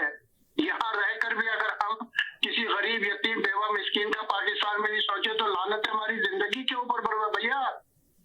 हमें अपनी खबर को देखना है, हमें वो किताब दी है जिससे कामयाबी है, चाहे वो इमरान खान हो, परवेज मुशर्रफ साहब हो, नवाज शरीफ साहब हो, इसी तरह चलता रहेगा पाकिस्तान, इसी तरह खत्म हो जाएगा। मैम यही तो मसला है हमारे मुल्क में कि हम अगले पे तो ऐसे तनकीद शुरू कर देते हैं। तनकीद करें बराए इस्लाह करें, तनकीद बराए तंज ना करें। आप अगर आप किसी को समझा रहे हैं तो आप इस्लाह के लिए तनकीद करें। फिर फर्क क्या है? नहीं, फिर आपकी तबलीग में क्या फर्क है बताएं मुझे? कोई फर्क ही नहीं आपकी तबलीग में। आप तो जब आप हम अगले लोग बंदे को दबाएंगे एक मिनट रुके, आप मुझे अपना नाम बताएं, जहाँ भी आप रहते हैं पाकिस्तान में, कोई आपकी परेशानियों में अपना नाम भी बताता हूँ, अपना एड्रेस भी बताता हूँ, अपना फोन नंबर भी। मेरी जान, मेरे भाई प्यारे, अल्लाह ताला आपको सलामत रखिए। आप दुआ करें, मुसलमान के लिए सबसे बड़ी कोई कर्जा देना नहीं होता, दुआ करना होता है। आप अल्लाह से दूसरे भाई के लिए दुआ मांगे, वो सबसे बड़ा आप उसके ऊपर एहसान कर रहे हैं। आप दुआ करें, अपनी जान की कसम खा ठीक है ना? अल्लाह के पास ये नहीं होता कि देखिए अल्लाह से मांगे, उससे मांगे जो कभी आपसे वापस नहीं लेता, उससे मत मांगे जो आपसे अगले हफ्ते वापस ले लेगा। सुनिए, एक कॉलर बोले ताकि आप लोग की आवाजें सही रिकॉर्ड हो सके, सही मैसेज लोगों तक जा सके। जी हेलो मैम, मेरी बात सुने।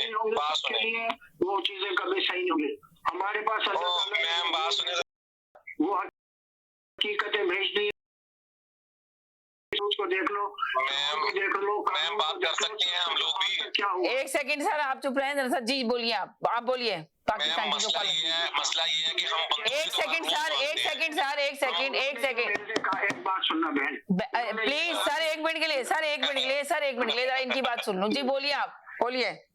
पाकिस्तान मसला ये है कि हम बंदों से तो मांगते हैं हर रोज कि हमें $10 दे दें, 20 दे दें, 50,000 दे दें। कभी हम अपने रब से मांगते हैं जो कभी आपसे वापस नहीं लेता। अगर आप किसी से उधार लेंगे वो आपको तीसरे दिन चौथे दिन पकड़ लेगा। क्यों आप लोगों से शिकवा करते हैं? आप अपने अल्लाह से मांगे, क्यों ऐसी बातें करते हैं? आप तनकीद करें, मैं कहता हूँ तनकीद करें, पर इस्लाह वाली करें ना। आप तो वो तनकीद करना शुरू कर देते जो तनज वाली होती है, फिर अगला बंदा दुरुस्त तो नहीं होगा ना, वो दुरुस्त नहीं होगा, वो बिगड़ जाएगा, ज्यादा बिगड़ जाएगा वो। नहीं, आपकी बातें भाई हमारी समझ से बाहर है। आपकी बातें ऊपर से जा रही है, सीधी सी बात है। पाकिस्तानी करें, आप करते रहें। बात करना चाहते और इन्होंने जो कही है, बहुत खूबसूरत बात कही है कि आप अपने रब से, अपने खुदा से मांगे। राइट। मैं जो 4 किताबें जो आसमान से उतरी हैं, मैं उनके हवाले से बात कर रहा हूँ। ये बहुत वाज़ेह तौर पे लिखा हुआ है कि वो अपने वो से मुराद है खुदा। वो अपने महबूब को तो नींद ही में दे देता है। जब वो सोया हुआ होता है तो उसके सोते हुए वक्त में भी उसको बहुत सारी चीजें मिल जाती है। लेकिन बात यह है कि क्या हम उसके महबूब हैं? अगर हम उसके महबूब हैं तो हमें मिलेगा, लेकिन अगर उसके महबूब नहीं है तो हमें नहीं मिलेगा। दूध में पानी डाल के बेचते हैं, बिजली का बिल हम इसलिए बढ़ाते हैं कि मेरी बेटी की शादी है और मैंने उस शादी का खर्चा उठाना है। ये बातें हुई हैं उन ऑफिस में। जब लोग बिल जमा कराने गए तो उन्होंने बोला वहां पर एक आदमी ने कि यार तुम्हारी बेटी की शादी थी तो हमने सब मदद की, अब हमारी बेटी की शादी है तो तुम लोग मदद नहीं कर रहे हो। बिजली आती नहीं है और बिल आता है। अजीब बात है। क्या है? अजीब बात है ना, अजीब बात है। ये तो फिरौन से भी बड़े फिरौन बने हुए ना साहब। थोड़ी सी बात सुने, तुलना भी बहुत अच्छी चीज होती है। हाँ बोले, मैं सुन रहा हूँ।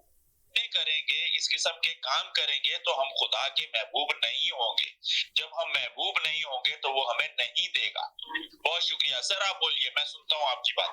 जी मैं ये कह रहा हूँ ना साहब, सबसे बड़ी जो की है इंसान की अल्लाह से करीब होने की, वो है कि आप हमेशा सच बोलें। अल्लाह सादिक है और अल्लाह सादिक को पसंद करता है। और आप ये कह रहे हैं देने अल्हम्दुलिल्लाह रब्बिल आलमीन, तमाम जहानों का पालने वाला मैं हूँ। मगर आयत भी आई हुई है जो जिस आयत के अंदर है कि तुम यतीम बेवा मिस्किनों के हक को छीन रहे हो। कुरान पाक जो है ना वो वाज़ेह किताब है। मैं खुदा की कसम रोता हूँ। और आज भी मैं एक से बात कर रहा था कि हमें वो नसीहत मिली है, वो नसीहत दी है रब्बुल आलमीन ने जो किसी को नहीं दे सके। हमें तो प्राउड होना चाहिए कि मैं खुद कहता हूँ अपनी दुआ में कि अल्लाह तूने मेरी माँ के पेट में मुझे जन्म दिया जो मुसलमान थी, मेरी परवरिश थी मुसलमान के घर में। मुझे कितनी बड़ी घबराहट और कितनी बड़ी भटकने से बचा दिया उसने। मैं कितना अजीम हूँ अपने अल्लाह ताला से, उसकी जात पाक से, कि उसने मुझे भटकने वाले गांव में नहीं पैदा किया। उसने कह दिया ये तेरी एक किताब है, ये तेरा आखिरी रसूल है और मैं तेरा परवरदिगार हूँ। मैं क्रिश्चियन में पैदा होता ढूंढता रहता कौन सा खुदा है, बेटा है, बाप है, क्या है। हिंदुओं में जाता ये बुत है, वो मेरा बाप, ये बुत है, ये मेरा खुदा है। हम उस चीज को बिल्कुल समझ ही नहीं रहे। ये देखें ये मजहब पे ना लेकर जाएं। ये मजहब का शो नहीं है, ये एक पॉलिटिक्स का शो है और मैं पॉलिटिक्स पे शो कर रही हूँ। मैं कोई रिलीजन पे किसी पे बात नहीं करती हूँ। हर एक का मजहब है, हमें हर एक के मजहब का एहतराम करना चाहिए और हर एक के मजहब को हमें रेस्पेक्ट करनी चाहिए। हर एक जो भी जिसके घर में पैदा हुआ है वो उसी को मजहब को फॉलो करेगा। और ये कोई मजहबी प्रोग्राम मैं नहीं कर रही। अगर आप मजहबी प्रोग्राम करती तो सबके मौलानाओं को लेके बैठती, सबके बैठती। देखे सब एक इंसानियत है, आप एक इंसानियत के तहत बात कर सकते हैं। मगर मैं कोई मजहबी प्रोग्राम नहीं करी। मैं अब आप देखें ये कॉलर का प्रोग्राम है, राइट। कॉलर जितने भी आते हैं मुझे नहीं पता होता कि क्या बात करेंगे। अब आप बात कर रहे थे पॉलिटिक्स पे, मैंने आपको एयर कर रखा था, आप लेके टॉपिक को कहां से कहां लेके चले गए। तो आप इस तरह के टॉपिक पे बात ना करें। मैं कोई एक इस्लामी प्रोग्राम लेके नहीं बैठी, मैं पॉलिटिक्स का प्रोग्राम लेके बैठी हूँ। अगर इस्लामी प्रोग्राम भी लेकर बैठूंगी तो हर एक का फर्ज है कि हर एक के मजहब का एहतराम करें। हिंदू हो, सिख हो, क्रिश्चियन हो, ईसाई हो, कोई भी हो, व्हाटएवर, हमें उसका एहतराम करना चाहिए। आप ठीक है, अगर आप मुसलमान हैं, आप उसमें घर में पैदा हुए हैं, आप अपने मजहब का एहतराम करें। मैं भी एक मुसलमान लड़की हूँ, मजहब का एहतराम करती हूँ। मगर मैं क्रिश्चियन का भी मजहब का एहतराम करती हूँ, मैं हिंदू मजहब का भी एहतराम करती हूँ। इस सिख लोग हैं, मैं उनका भी एहतराम करती हूँ। मैं हिंदू है उसका भी एहतराम करती हूँ, इसलिए कि वो उस मजहब में पैदा हुए हैं, वो अपने मजहब से ताल्लुक रखते हैं। कोई मैं वो प्रोग्राम लेके नहीं बैठी जिसपे आके आप यहाँ पे तनकीद करने लगे कि मैं अच्छा हुआ मैं क्रिश्चियन के घर में पैदा नहीं हुआ तो बहुत खुश नसीब हूँ कि मैं मुसलमान के घर में पैदा हो गया। आप क्या बातें कर रहे हैं? ये पॉलिटिक्स का शो है, खुदा के लिए पॉलिटिक्स की बात करें। मेरा ये मकसद नहीं कि मैंने आपको एयर कर रखा है, आपकी बात सुन रही हूं तो आप टॉपिक को कहीं कहीं घुमा दें, आप अपने एयर पे कोई बात कर लें। हर एक इंसानियत के तहत आप लोग बाहर कंट्रियों में आ चुके हैं, इस मुल्कों में रह रहे हैं, मल्टी कल्चर मुल्क में रह रहे हैं। अभी आप इस मुल्क की आपकी मदर जो है ना इतनी तारीफ कर रही थी, आप खुद बोल रहे हैं कि मेरी माँ कह रही है कि शुक्र करो मैं इस मुल्क के अंदर हूं। तो ये तो यहाँ पे क्रिश्चियन लोग हैं। तो मैंने अभी आपको ये कहा कि सोचें ये क्रिश्चियन लोग हैं यहाँ पे इस मुल्क में रहते हैं और वो शुक्र करेंगे कलमा पढ़ लें तो हमारे मुसलमानों से अच्छे होंगे। वो सारी चीजें वो फॉलो करते हैं जो हमारे कुरान में लिखा हुआ है और हम लोग रह के इसमें फॉलो नहीं करते। इसमें मैं भी शामिल हूँ, वो चीजें हम फॉलो नहीं करते। हम झूठ से दमे बने हर एक के ऊपर झूठ बोलते हैं। ये कम से कम इतने अच्छी तरकीब अच्छी एजुकेशन देते हैं ये लोग कि एक बच्चे से आप देख लें कि कोई बच्चा झूठ नहीं बोलेगा। यहाँ पे इतना फर्क है यहाँ के और पाकिस्तान के बच्चों में। मैं एक पाकिस्तानी लड़की होकर ये बात कर रही हूँ ऑन द एयर और आप आके किस तरह की बातें कर रहे हैं। खुद कुछ तो ख्याल करा करें कि यार एयर पे आ रहा है, लाइव शो में आ रहा है, आपको लाइव शो में किस तरह बात करनी है। आपको इतना अच्छा प्लेटफॉर्म देखा है और आप बात क्या कर रहे हैं। अपनी सोच को बदलें। अगर अपनी सोच को नहीं बदलेंगे तो आप इसी तरह फिर रोते रहेंगे और इसी तरह इल्तिजाए करते रहेंगे लोगों से। जब तक आप अपनी सोच को आपको बदलने की जरूरत है। इस तरह हमारे मुल्क के हालात भी बेहतर नहीं हो सकते जिस तरह की बातें आप लोग आके कर रहे हैं। जी हेलो जी। नहीं ये तो गलत डायरेक्शन। किस कदर गलत डायरेक्शन पे गए ये मेरी एक मिनट के लिए होल्ड कीजिएगा। मेरी समझ में नहीं आ रहा कि लोग किस तरह पहुंच जाते हैं इस तरह की चीजों पे। जी हेलो जी। जी एक सेकंड जी हेलो जी एक सेकंड हेलो जी। देखिए आप बिल्कुल सही कह रहे हैं जी। असल में बात ये है कि वो बात कुछ है ही नहीं ये करने की। ये बात कुछ करने की नहीं है। मैं खुद सरप्राइज हो गई जब बातें शुरू कर दी। मैं सोच रही हूँ कि प्रोग्राम का फॉर्मेट क्या है। यार मैंने महंगाई पे बात करी, आप मुल्क की महंगाई पे, आप पॉलिटिक्स पे बात करें, आप क्या बात कर रहे हैं। आप सोचें ये देखिए आप ये अंदाजा लगाएं कि ये यहाँ पे इतने अरसे से 50 साल से यहाँ रह रहे हैं, पर इनकी सोच चेंज नहीं हुई है, मल्टी कल्चर में रह रहे हैं। अभी थोड़ी देर पहले इन्होंने यहाँ से मुबारकबाद दे रहे थे कि मेरी अम्मी इतनी तारीफ कर रही है इस मुल्क में कि शुक्र करे मैं इस कंट्री के अंदर हूँ, मुझे एकदम खाने के लिए रोटी मिल रही है, मुझे इलाज मिल रहा है। नहीं, अगर ये कॉलर आए तो पॉलिटिक्स पे बात कर लें तो बेहतर हो। हाँ। तो मैं नहीं समझता कि फिर वो गलत तो अब आप ये देखे ना कि ये तो पूरी दुनिया देख रही है भाई, इसमें इंडियन लोग इतना देखते हैं, इतनी तारीफ करते हैं। आप यकीन करें, वो लोग कहते हैं कि आप इंडिया पे क्यों नहीं बात करती। यकीन करें मुझे, मैं आपको आज बता रही हूँ, उन्होंने कहा कि आप इंडिया में लोग इतने परेशान हैं, इतनी वहां की सियासत में भी इतनी हलचल मची हुई है, आप हमेशा पाकिस्तान की पॉलिटिक्स पे बात करती हैं। आपके तो हम भी फ्रेंड फॉलोइंग हैं, हम आपका प्रोग्राम देखते हैं, इंडियन लोग यकीन करें बैठ के देखते हैं और इतनी तारीफ करते हैं मुझे जब मैं कहीं पहुंचती हूँ। तो उन्होंने कहा इंडिया पे क्यों नहीं करती। मैं कहा देखिए, मुझे इंडिया की पॉलिटिक्स के बारे में कुछ भी नहीं पता, अगर हाँ मुझे कोई इंडिया का प्रोफेशनल कोई पॉलिटिक्स वाला मिलेगा तो मैं यकीनन उसको बिठा के फिर इंडिया पे बात करूंगी, ताकि वो बता सके, इंडिया के बारे में बात कर सके। इंडिया भी हमारा नेबर मुल्क है, राइट। अब ये थोड़ी ये बैठ के आप किसी के मजहब को इस तरह की बात कर रहे हैं। हम लोग यहाँ रहते हैं, एक सेकंड होल्ड कीजिएगा, मैं इनका देखती हूँ कौन है जी। हेलो जी, अस्सलाम वालेकुम। हेलो, अस्सलाम वालेकुम। क्या जी, खैरियत से आप? बस ठीक ठाक हूँ, आप सुनाएं, बहुत टाइम के बाद आपने कॉल की, क्या हाल है आपके? बिजी था। जबरदस्त, आपका प्रोग्राम अच्छा चल रहा है जी। अच्छा, बात ये महंगाई के हवाले से मैं थोड़ी सी बात करना चाह रहा था जी कि देखिए, बात ये कि आप ये मत समझिएगा कि मैं कोई बायस सोच है, लेकिन देखिए महंगाई आज। हाँ, मैं आपसे जरूर बात करूंगी। देखिए, आपसे काफी तफसील से बात करनी है, इसलिए कि आप जब पहले कॉल करते थे तो जब बात करते थे तो हम लोग काफी बहस और तकरार करते थे। आप मेरे साथ रहे, एक छोटे से ब्रेक की तरफ जा रही हूँ, काफी हो गया, 1.5 घंटे से बात कर रही हूँ, कोई ब्रेक नहीं लिया और मुसलसल मुझे वहां से हो रहा है कि ब्रेक पे जाए। मैं एक ब्रेक की तरफ जाती हूँ, आप मेरे साथ ही रहिए और ब्रेक के बाद आप ही से गुफ्तगू करूंगी, यहीं से सिलसिला शुरू करूंगी, कहीं नहीं जाएगा, मेरे साथ रहिए। एक छोटे से ब्रेक से वापस आती हूँ। Great, thank you. Thank Zoc. Now it's fully renovated. Live catering, barbecue, तंदूर, जलेबियाँ और फ्रेश नान। तकरीब आपके घर में हो या घर से बाहर, Zoc is providing full service now, and Zoc has opened a new banquet hall, garden event center. आपका Zoc देखकर लोग कहेंगे क्या Zoc है आपका? Call right now 905-625-7786. Zoc वालों के लिए। मुस्लिम वुमेन कॉर्नर्स आपकी खिदमत में लेकर आ रहे हैं आउटडोर कार्निवाल। जी हाँ, आउटडोर कार्निवाल, जहाँ बच्चों और बड़ों के लिए और जवानों के लिए भी बेइंतहा फन की चीजें मौजूद हैं। 2 और 3 जुलाई को मेंटोर कॉलेज मिसिसागा में दोपहर 12 बजे से रात 9 बजे तक जारी और सारी रहेगा। बच्चों के लिए तफरीह सवारी, फूड, खूबसूरत कपड़े और खूबसूरत बलबुसात के स्टॉल भी शामिल होंगे, जहाँ फ्री एडमिशन है, फ्री पार्किंग है और जनाब बहुत बेहतरीन अपॉर्चुनिटी है कि आप अपनी फैमिली सेलिब्रेट की। आप आना मत भूलिएगा, अपनी फैमिली और फ्रेंड्स को बता दीजिए कि डेट याद रखें 2 और 3 जुलाई को दोपहर 12 बजे से लेकर रात के 9 बजे तक मेगा इवेंट में जरूर तशरीफ लेकर। The team of two, just for you.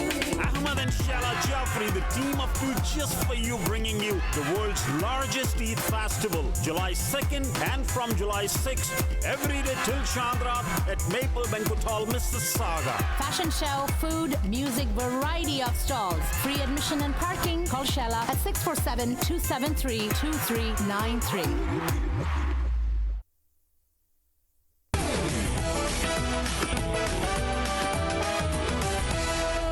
दुनिया में सबसे ज्यादा पसंद किया जाने वाला टीवी शो खबरहार अब आ रहा है आपके शहर में, आपके पसंदीदा होस्ट आफ्ताब इकबाल के साथ, जिसमें होंगे सखावत नाज, सीम पुन्नू, काशा गुल, असद कैफी, अजहर रंगीला,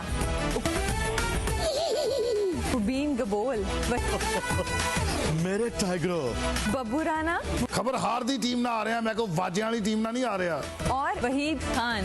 अगर आप हमें करीब से देखना चाहते हैं तो आपको आना पड़ेगा। 26 of June शाम 5 बजे कैनेडियन कन्वेंशन सेंटर ब्रैम्पटन में। टिकटा ते एडवांस बुकिंग लिए राब्ता करो एना लंबरां ते एना लंबरां ते। KK Travel, providing everyone the first-class customer service. We take care not only for your air ticket, but dignity and respect as well. We are available for you anytime on WhatsApp, even while you are in Pakistan or any other destination. KK Travels guarantee lowest prices and are open to price match any airline. We are KK Travels under supervision of Gas Khan at 905-367-9433 or visit www.gaskhan.travels.com.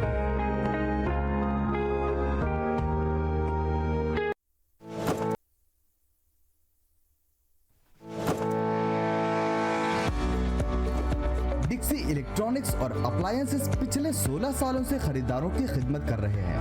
हम लगातार 4 सालों से खरीदारों की पहली पसंद बने रहने का अवार्ड हासिल कर चुके हैं। हम किचनर्स, बॉश, व्हर्लपूल, एलजी, सैमसंग और जनरल इलेक्ट्रिक के ऑथराइज्ड डीलर हैं। 5 स्टार खिदमत का लुत्फ लें। हम आप सभी को टीवी सबसे ज्यादा रियायती दामों पर देने की गारंटी देते हैं। www.dixieelectronics.ca हमारी वेबसाइट पर जाएं या अभी कॉल करें 905-625-5900। सभी बहुत ही मुनासिब कीमत पर दस्तयाब हैं जो आप आसानी से ले सकते हैं। At Dixcy we sell quality and deliver confidence.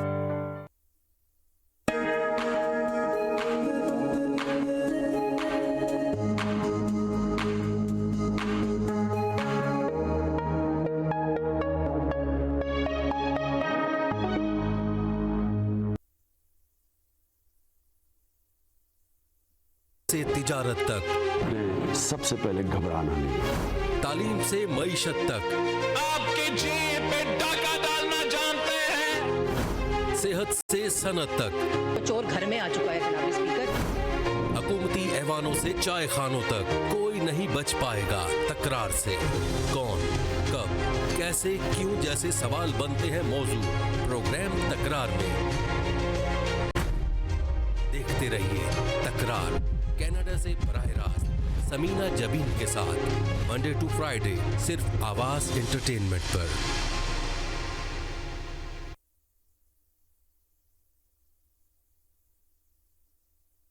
अगर आप चाहते हैं खूबसूरत visiting card, signboards, billboards तो कॉल कीजिए अमनदीप सिंह को 416-577-5128 416 डिजिटल साइन। जी नाज़रीन, हम गए थे एक छोटे से ब्रेक की तरफ। ब्रेक के बाद वापस आए। आप देख रहे हैं अपना पसंदीदा प्रोग्राम तकरार और आप देख रहे हैं अपने चैनल आवाज एंटरटेनमेंट देख रहे हैं। मेरे साथ एक कॉलर मौजूद है, 2 नहीं 1 नहीं बल्कि 4 कॉलर मौजूद हैं। मैं सबको यार करती हूँ। सबसे पहले इनको। जी जनाब, जी बोलिए। जी वालेकुम सलाम। जी देखिए, मैं सिर्फ महंगाई की वजह से बात करना चाह रहा था कि आप इस बात को अंडरस्टैंड हमें करने की जरूरत है कि ये जो महंगाई है, ये देखिए बिजली डीजल जो भी होता है, ये जो महंगाई एक दिन में नहीं बढ़ी है। अब इस वक्त इस स्टेज पे आप ये कहना कि जी टाइटैनिक डूब रहा है हमारा, तो इसका सारा कसूर उसका है जो कि इस वक्त टाइटैनिक को जो है वो लेके चला क्रूज कर रहा है। ऐसी बात नहीं है। ये जो भी लीडर है, चाहे वो पीपल्स पार्टी के हो, चाहे वो नवाज लीग के हो, देखिए मैं ना इनके कभी अगेंस्ट में बात की है ना कभी इनके हक में बात की। मैं न्यूट्रल रह के बात कर रहा हूँ कि देखिए उन्होंने क्या किया है, किस तरह से जो भी हालात उन्होंने क्रिएट किए, मुल्क के पहले जो भी खाया किया कुछ भी किया, लेकिन देखिए 3 साल में आपने कौम को मईशियत को उस लेवल पे ले आके खड़ा कर दिया कि जहां से नो रिटर्न है। मतलब ये कि आपके पास आपने जितनी भी चीजें पिछले 3 सालों में जो इमरान खान की गवर्नमेंट ने की थी, देखिए जी तो बोले भी तो समझने लगते हैं कि 3 साल में जो उन्होंने पॉलिसीज दी थी। आप मुझे एक बार बताइए कि पिछले 3 साल में इमरान खान का कोई एक ऐसा कारनामा मुझे बताएं कि ये कारनामा था जिसकी बेसिस पे हम कह सकते हैं कि हाँ यार ये that was the good things and it was like. अभी एक कॉलर ने आके बताया कि 3.5 साल में हम ऐसे लग रहे थे यूरोप कंट्री में जा रहे हैं। लाइट नहीं जाती थी, बहुत थोड़ी देर के लिए जाती थी, वापस आ जाती थी। अब 12-12 घंटे की लोड शेडिंग हो रही है। देखिए पिछले जो 20 सालों में कर्ज नहीं लिया, वो इमरान खान की गवर्नमेंट ने कर्ज लिया है, सब्सिडी पे सब्सिडी दी है उन्होंने। ये बिल्कुल वही बात है कि मैं 50 लाख मकान बना दूंगा, 1 करोड़ जॉबें दे दूंगा। आप मुझे ये बात बताइए कि ये कह देना और ये करना बहुत फर्क होता है इसके अंदर। इमरान खान ने देखिए मुझे ये समझ में नहीं आता कि वो जो रोके रखा, देखिए अगर फिर वो आप कहेंगे कि जी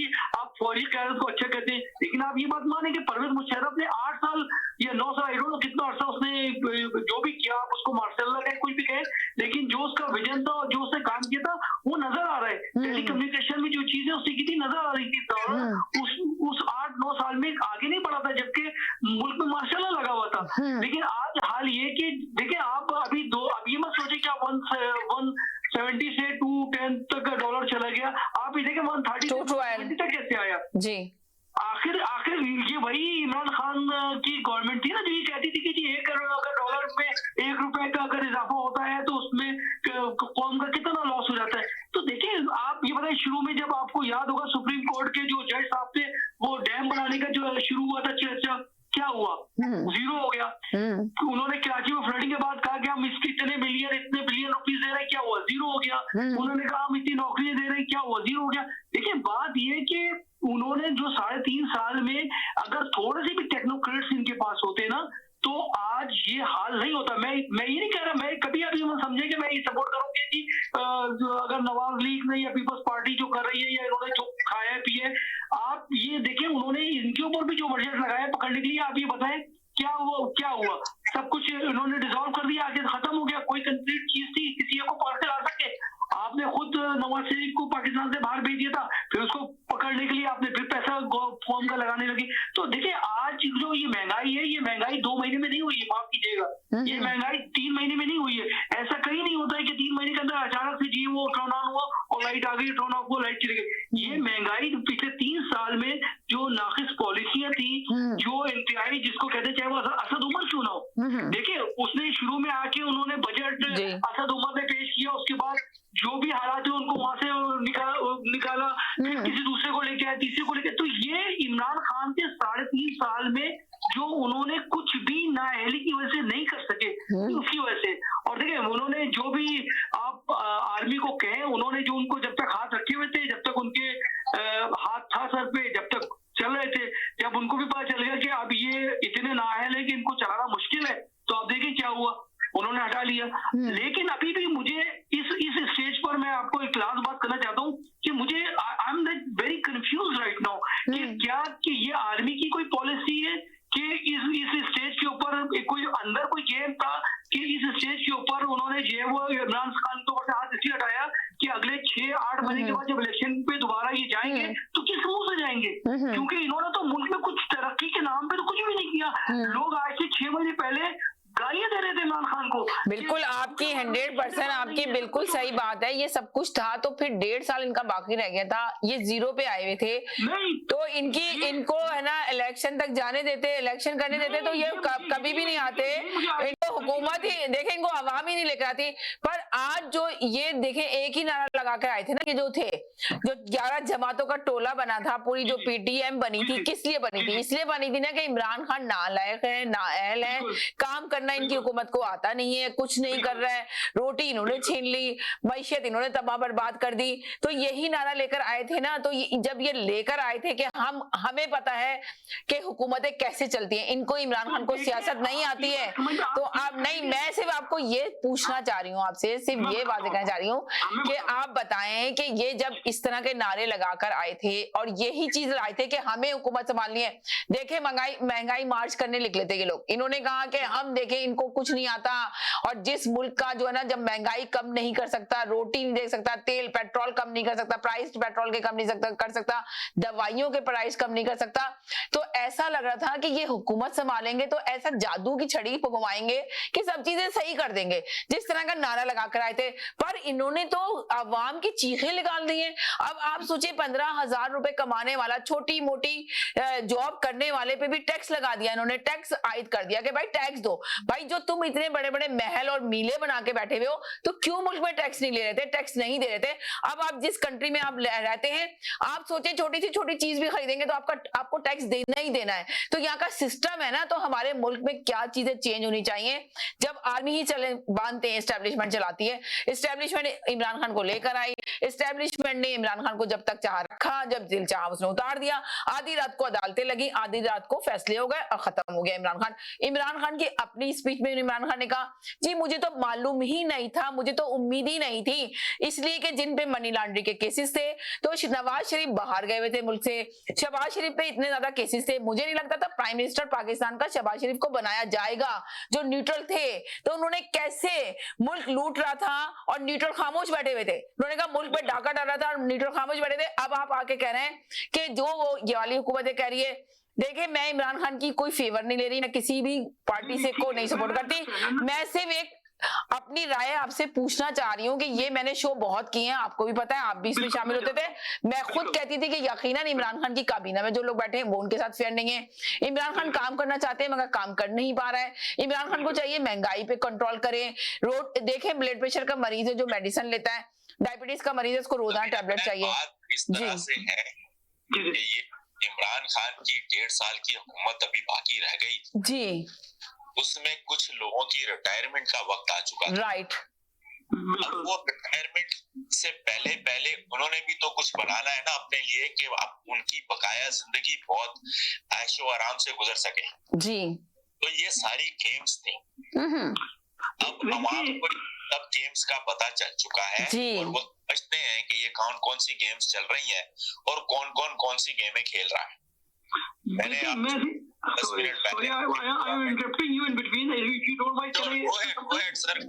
जी बोले, नो प्रॉब्लम जी। मुझे सिर्फ एक कंफ्यूजन है जो मैं गुत्ती को नहीं सुलझा पा कि आखिर वो कौन सी कुव्वतें जिन्होंने जानबूझ के इमरान खान को पिक्चर से हटाया है उस वक्त जब उनको पता था कि 1 साल के बाद अमालनामा सामने आएगा और उसके बाद कम से कम इमरान खान को दुनिया में कोई वोट नहीं देगा पाकिस्तान में। क्यों?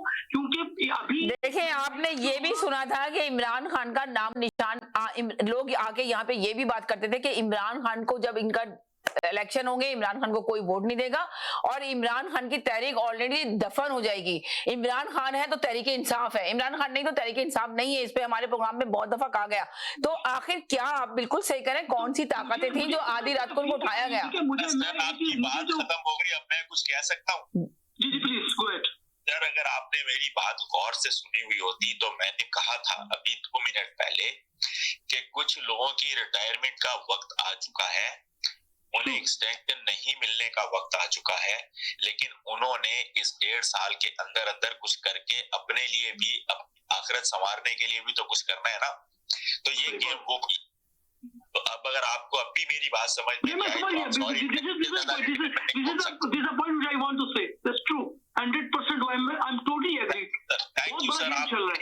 Thank you sir, thank you ji बोले।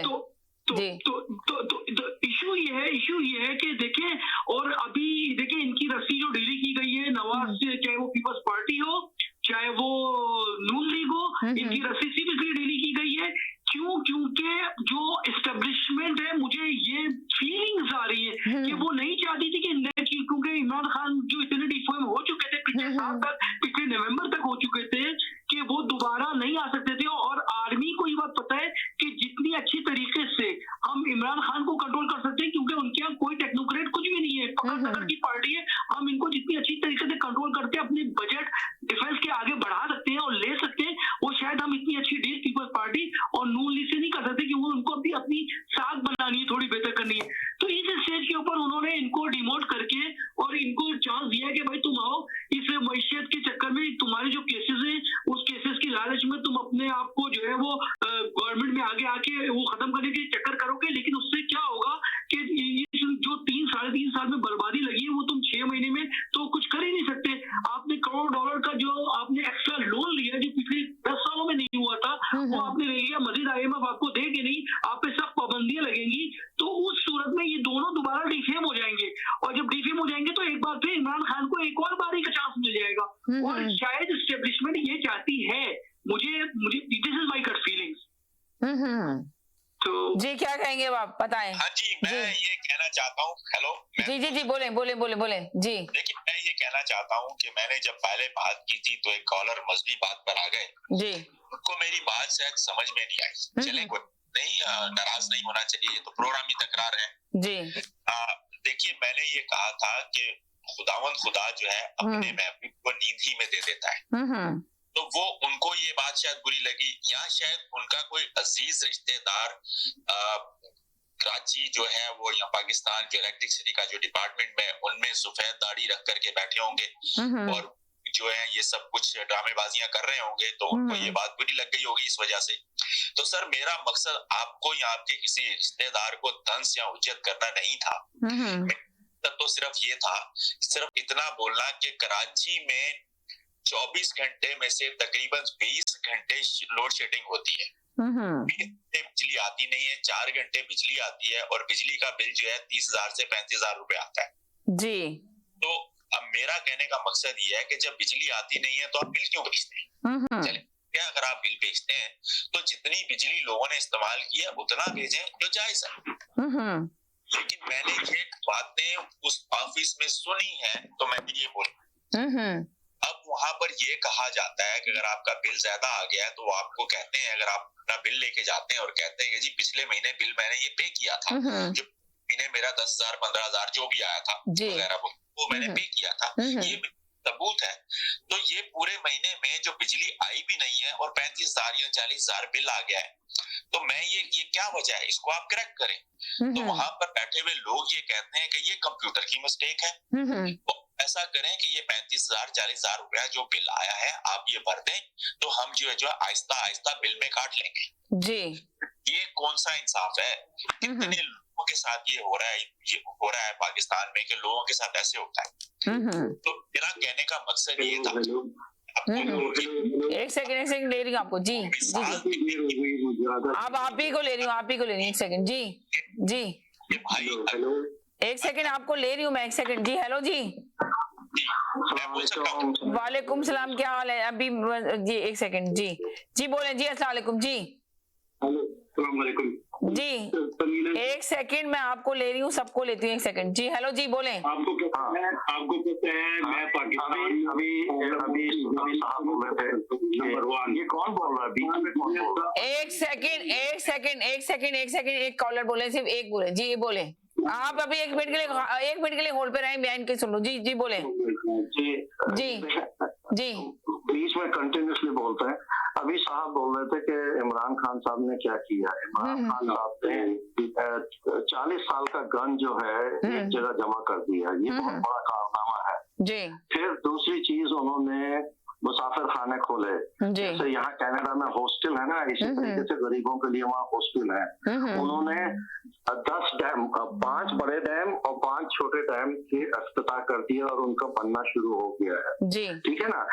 और ऐसे बेशुमार काम किए उन्होंने जी। अच्छा रही समीना बाजी आपकी बात महंगाई की, तो महंगाई तो देखें ये 35-40 साल से जो हमने ट्रेंड बनाया है ना, ऐसा समझ लें कि हम सारी चीजें इंपोर्ट करते हैं जी है, और जो हमारे यहाँ आपकी जितनी भी वहाँ चीजें बिक रही हैं वो सब डॉलर में अगर आप कन्वर्ट करें तो आपको तकरीबन more less Canadian and American dollar के मुताबिक मिलती है वहाँ, लेकिन आपकी जो कमाई है ना वहाँ वो लोकल है, तो जाहिर है गुर्बत आएगी। अच्छा बाहर भी चीजें महंगी हो रही हैं, कनाडा में भी चीजें यहाँ 25 to 30% चीजें महंगी हुई हैं अभी रिसेंटली कोविड की वजह से, सप्लाई चेन की वजह से।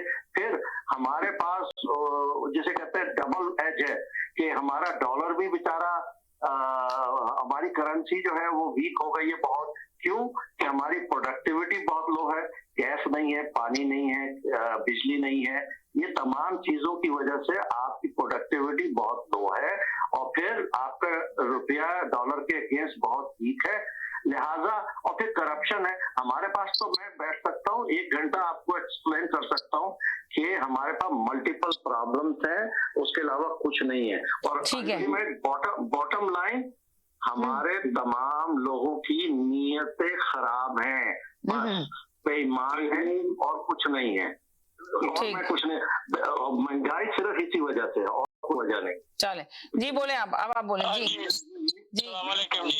वालेकुम अस्सलाम जी। आपको पता है मैं पार्लिमानी निजाम के कंप्लीट खिलाफ हूँ। दूसरी बात यह है कि पाकिस्तान दुनिया का अमीर तरीन मुल्क है। पाकिस्तान दुनिया का अमीर तरीन मुल्क है।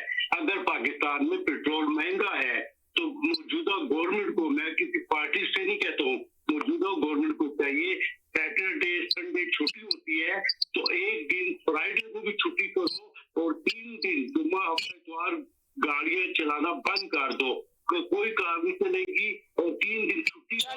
आपका चलो जी, इन्होंने तो आपको छुट्टी करा दी, इन्होंने मुल्क ही बंद करा देंगे, गाड़ियां ना चले, कुछ ना चले। अंदाजा लगा ले विंसर भाई, ये देखें, ये कॉलर की बात सुन ले, आपने सुनी विंसर भाई?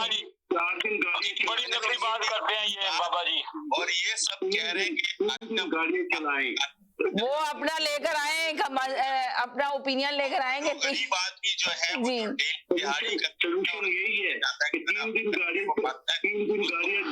अब अंदाजा लगाएं कि इनका सोल्यूशन ये है, जो बेचारा रक्षा चलाने वाला है, जो टैक्सी चलाने वाला है, जो उबर चलाने वाला है, जो बेचारा। अच्छा समीना जी हाँ जी, एक सेकंड प्लीज, एक सेकंड जी, एक सेकंड।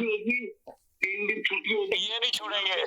हाँ सही कह रहे हैं, मुझे भी यही लग रहा है। एक सेकंड जी, बोलें जाफरी साहब जी, पाकिस्तान से इनकी कॉल है। भाई को, जितने भी कॉलर है सबको अस्सलाम वालेकुम। सबसे पहले तो ये है कि पाकिस्तान में ये शेख रशीद जैसे जितने भी शेख है ना, इनको गोली मार दे तो मुल्क सही हो जाएगा, क्योंकि इतने कंजूस है, पैसा बचा के अपने पास रख लिया, साबुन तक नहीं ये इस्तेमाल करते। वो कहते हैं क्यों नहीं करते, वो कहते हैं ये खुर जाता है। दूसरा समीना जी, मैं आपको एक क्रेडिट देना चाहता हूँ कि आप इतनी मेहनत से ये प्रोग्राम करती हैं और इतना ये चैनल चलाया हुआ है, बहुत मेहनत करती हैं, इसमें कोई शक नहीं, यकीन करें। मैं अगर वो एयर पे नहीं बात करना चाहता जो आप जितनी मेहनत करती हैं, मैं आपको क्रेडिट ये देना चाहता हूँ कि पूरी दुनिया में ये नंबर 1 चैनल है ये जो है, लेकिन होस्ट जो है ना उसको अभी नंबर 1 नहीं मैंने बनाया, वो है नंबर 2। मैं आपको नंबर 2 बनाता हूँ और चैनल आपका 1 नंबर है। मैं बस यही कहना चाहता था, इसलिए लेट हो गया हूँ काफी। सोल्यूशन की बात करें, पाकिस्तान में जरूरत को दूर करने के लिए सोल्यूशन निकालना चाहिए। लड़ने झगड़ने का एक दूसरे के खिलाफ है, ये सोचे पार्लियामानी निजाम ठीक है या सदारती निजाम। ये बड़ी दफा बातें सुन चुके हैं, किसी और को भी करने दे। बड़ी दफा आप जितनी देर होगी ना आपको आते हुए एयर पे, बड़ी दफा कह चुके हैं। जी विंसर भाई बोले, आप क्या कहेंगे? जी मैं ये कहता था जी कि ये जो साहब ने आए हैं, इन्होंने मशवरा किया है कि जी आप 3 दिन छुट्टी कर दें गाड़ियों की। हाँ जी, गाड़ियों की छुट्टी कर दें, वगैरह कर दें, उससे कितनी बेरोजगारी हो जाएगी। लोग टैक्सी चलाते हैं डेली और वो टैक्सी से ही उनका घर चल रहा है, जो रिक्शा चलाते हैं, जो और दूसरे इस किस्म के काम करते हैं, जो गैस स्टेशन पे बैठे हुए हैं, गैस स्टेशन पे चलता है और वो जो वहाँ पे लोग काम कर रहे हैं, उनको इस वजह से रोजगार मिलता है। वो मैं प्राइवेट कारों की बात कर रहा हूँ, मैं प्राइवेट कारों की बात कर रहा हूँ। तो प्राइवेट इदारों में भी जो लोग हैं पर भी जो लोग काम करते हैं, उनको भी 3 दिन सैलरी नहीं मिलेगी जब आप 3 दिन छुट्टी कर देंगे, तो वो बेचारे जुम्मा हफ्ते जैसे चाइना में हफ्ते में 1 गाड़ी चलती है, बाकी बंद होती है। आप बोलिए, आप बहुत अच्छा बोलते हैं, मुझे तो बोलना नहीं आता, मैं आपकी बात सुनता हूँ। बोलिए आप, मैं सुन रहा हूँ आपकी बात। बहुत शुक्रिया। जी बोले मुंसर भाई, बोले आप अपनी राय दें। वो साहब बोल रहे हैं तो मैंने कहा चले उनकी बात सुन लेते हैं। नहीं, वो बोल चुके, उनको ये मुल्क चलाने का हल नहीं है। ये है कि हम सब लोग, जैसे मैंने पहले कहा था कि हम सब लोग अपने दिल दिमाग में समीना जी अभी भाईजान बोल रहे थे, उनको कंफ्यूजन है और समझ नहीं आ रही कि इमरान खान को क्यों उठाया। तो बेसिकली इनको पता होना चाहिए कि पाकिस्तान में जो चीजें चलने लगी थी और अगर वो इमरान खान 1.5 साल और रह जाते तो उनका रिजल्ट ये था कि उन्होंने 100 जजेस हायर करने थे। इनके केसेस बहुत तेजी से अपने इख्तिताम पे पहुंचते। इसके पीछे अमेरिका, इसराइल, इंडिया और बाजवा साहब इस साजिश के अंदर, और जाहिर है पीपल्स पार्टी के भी और नून लीग के लोग भी शामिल थे। सबको पता है कि कितने अरसे से अमेरिकन एम्बेसडर जो थे वो इनके साथ डिस्कशंस कर रहे थे, और डिस्कशन करने के बाद ये सारी खिचड़ी पकाई गई। और उसकी वजह यही थी कि इंटरनली ये चाह रहे थे, दो प्रॉब्लम थी। इंटरनली तमाम अपोजिशन लीडर जो हैं वो जेल में जाना था, और अमेरिका के लिए एक मुसीबत थी कि ये एक ऐसा आदमी है जो ना अमेरिकन की सुनता है ना जनरल बाजवा की सुनता है। ये वो आदमी है जो सिर्फ और सिर्फ अल्लाह मियाँ से डरता है और किसी से नहीं डरता। और इमरान खान कई दफा कह चुके हैं, और इससे अच्छा मुसलमान क्या होगा जो सिर्फ और सिर्फ एक से डरता है, और वो है अल्लाह ताला। कैसा मुसलमान है जिसको नबी करीम का नाम लेना नहीं आता, खातमुन नबी नहीं कहना आता, ये कैसा मुसलमान है? I am giving you warning last time, don't talk in between. को बोलना बहुत अच्छा आता है, प्लीज लिसन टू मी। सही कह रहे हैं कि मैं जो बात कह रहा हूँ उसको पहले सुन लीजिए। समीना बाजी इनको चुप कराएं वरना मैं बात नहीं करूंगा। एक सेकंड विंसर भाई, एक सेकंड जी बोले, जल्दी से बोल दे, बस 3 सेकंड है मेरे पास, 3 मिनट। तमीज होनी चाहिए कि एक आदमी बोल रहा है तो दूसरे को नहीं बोलना चाहिए। जब आप चुप हो जाऊंगा तो आप बोल दीजिएगा। मैंने आपसे पहले बात करना शुरू की थी, आपने मेरी बात काटी। मैंने फोन किया तो मैंने समीना बाजी ने उठाया तो मैंने तमीज सीखिए, दूसरों को मत तमीज सिखाएं, दूसरे आपसे बहुत ज्यादा तमीजदार हैं। बहुत शुक्रिया, बोलिए अब आप, मैं सुनता हूँ। तो कहने का मतलब ये है कि एक ऐसा लीडर आया है 40-50 साल के बाद जो पाकिस्तान को सही जगह पर ले जाने लगा था। आपके यहाँ सबको पता है करप्शन की इंतहा की है। फौज में छुट्टी लेनी होती है, आपको पता ही है, फौज में छुट्टी लेनी होती तो सिपाही जो है ऊपर रिश्वत देता है तो उसको छुट्टी मिलती है। जनरल अपने हिसाब से रिश्वत लेता है।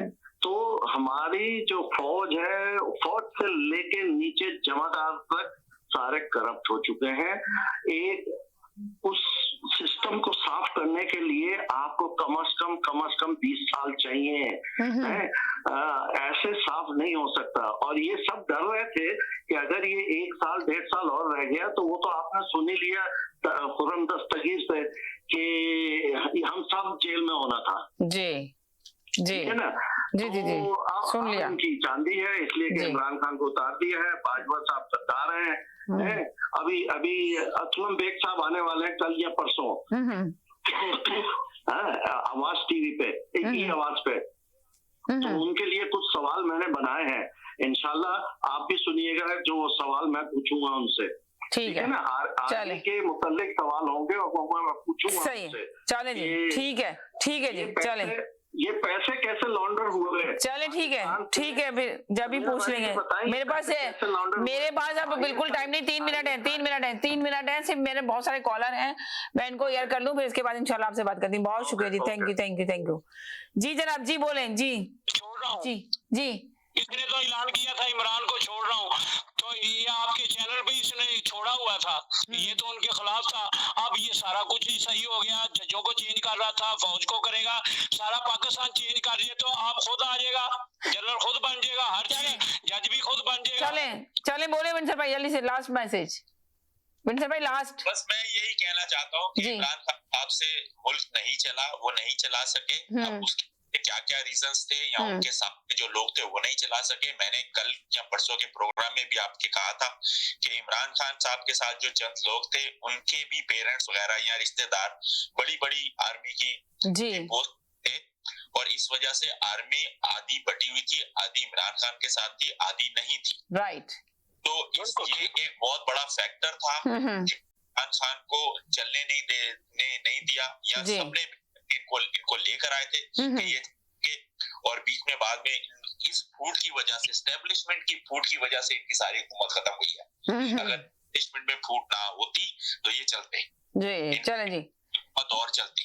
बहुत शुक्रिया, थैंक यू सो मच। चले जी लास्ट में वो जाफर साहब आप भी दे दें, सिर्फ 1 मिनट 30 सेकंड है। मैं यही कहूंगा कि ये जब भी आते हैं फौज गद्दार है, जज गद्दार है, अदालतें गद्दार है, इनको ये खुद गद्दार है, ये शेख जितने भी पाकिस्तान में भी बस रहे हैं ये सब गद्दार है। ये मुल्क के सही, ये इन्होंने पार्टी छोड़ दी थी, इन्होंने आपके चैनल पे ही कहा था कि इमरान को आज मैं छोड़ रहा हूँ। ये काफी अपना साल 1.5 साल की बात है, पौने 2 साल की बात है। तो आज ये तारीफें पोल बांध रहे हैं, ओ जी ये उसने रह जाता तो उसने ये कर देना था, उसने सारा कुछ चेंज कर देना था, तो मुल्क फिर किस पे चलता। चले ठीक है जी, बहुत शुक्रिया, थैंक यू सो मच। तमाम कॉलर का शुक्रिया अदा करते हैं, बहुत शुक्रिया जाफी साहब, थैंक यू जी जनाब जी, थैंक यू जी जनाब जी। हेलो जी, 30 सेकंड का मैसेज दे दें, प्रोग्राम का टाइम खत्म हो गया, खुदाफिज कहना है मुझे जी। ओ अच्छा जी मैं आखिर में यही कहूंगा कि पाकिस्तान में अल्लाह के वास्ते ये पार्लिमानी निजाम खत्म होगा, ये दुकानदार जो पॉलिटिशियन बैठे हुए हैं ये कभी नहीं चाहते। चले ठीक है, मंडे को मुलाकात होगी आपसे, बहुत शुक्रिया, थैंक यू सो मच आपके कॉल करने का, बहुत शुक्रिया। मंडे को कॉल कीजिएगा, तमाम मैसेज लूंगी। बहुत शुक्रिया तमाम कॉलर का, शुक्रिया अदा करते हैं जो आज प्रोग्राम में शामिल हुए। जाते जाते यही कहेंगे, खुश रहें, मुस्कुराते रहें, जिंदगी बहुत खूबसूरत है, अपना ख्याल रखिएगा, दुआओं में याद रखिएगा, जिंदगी रहेगी इंशाल्लाह। मंडे को फिर मुलाकात होगी नए टॉपिक के साथ, जब तक के लिए इजाजत चाहते हैं, अल्लाह हाफिज।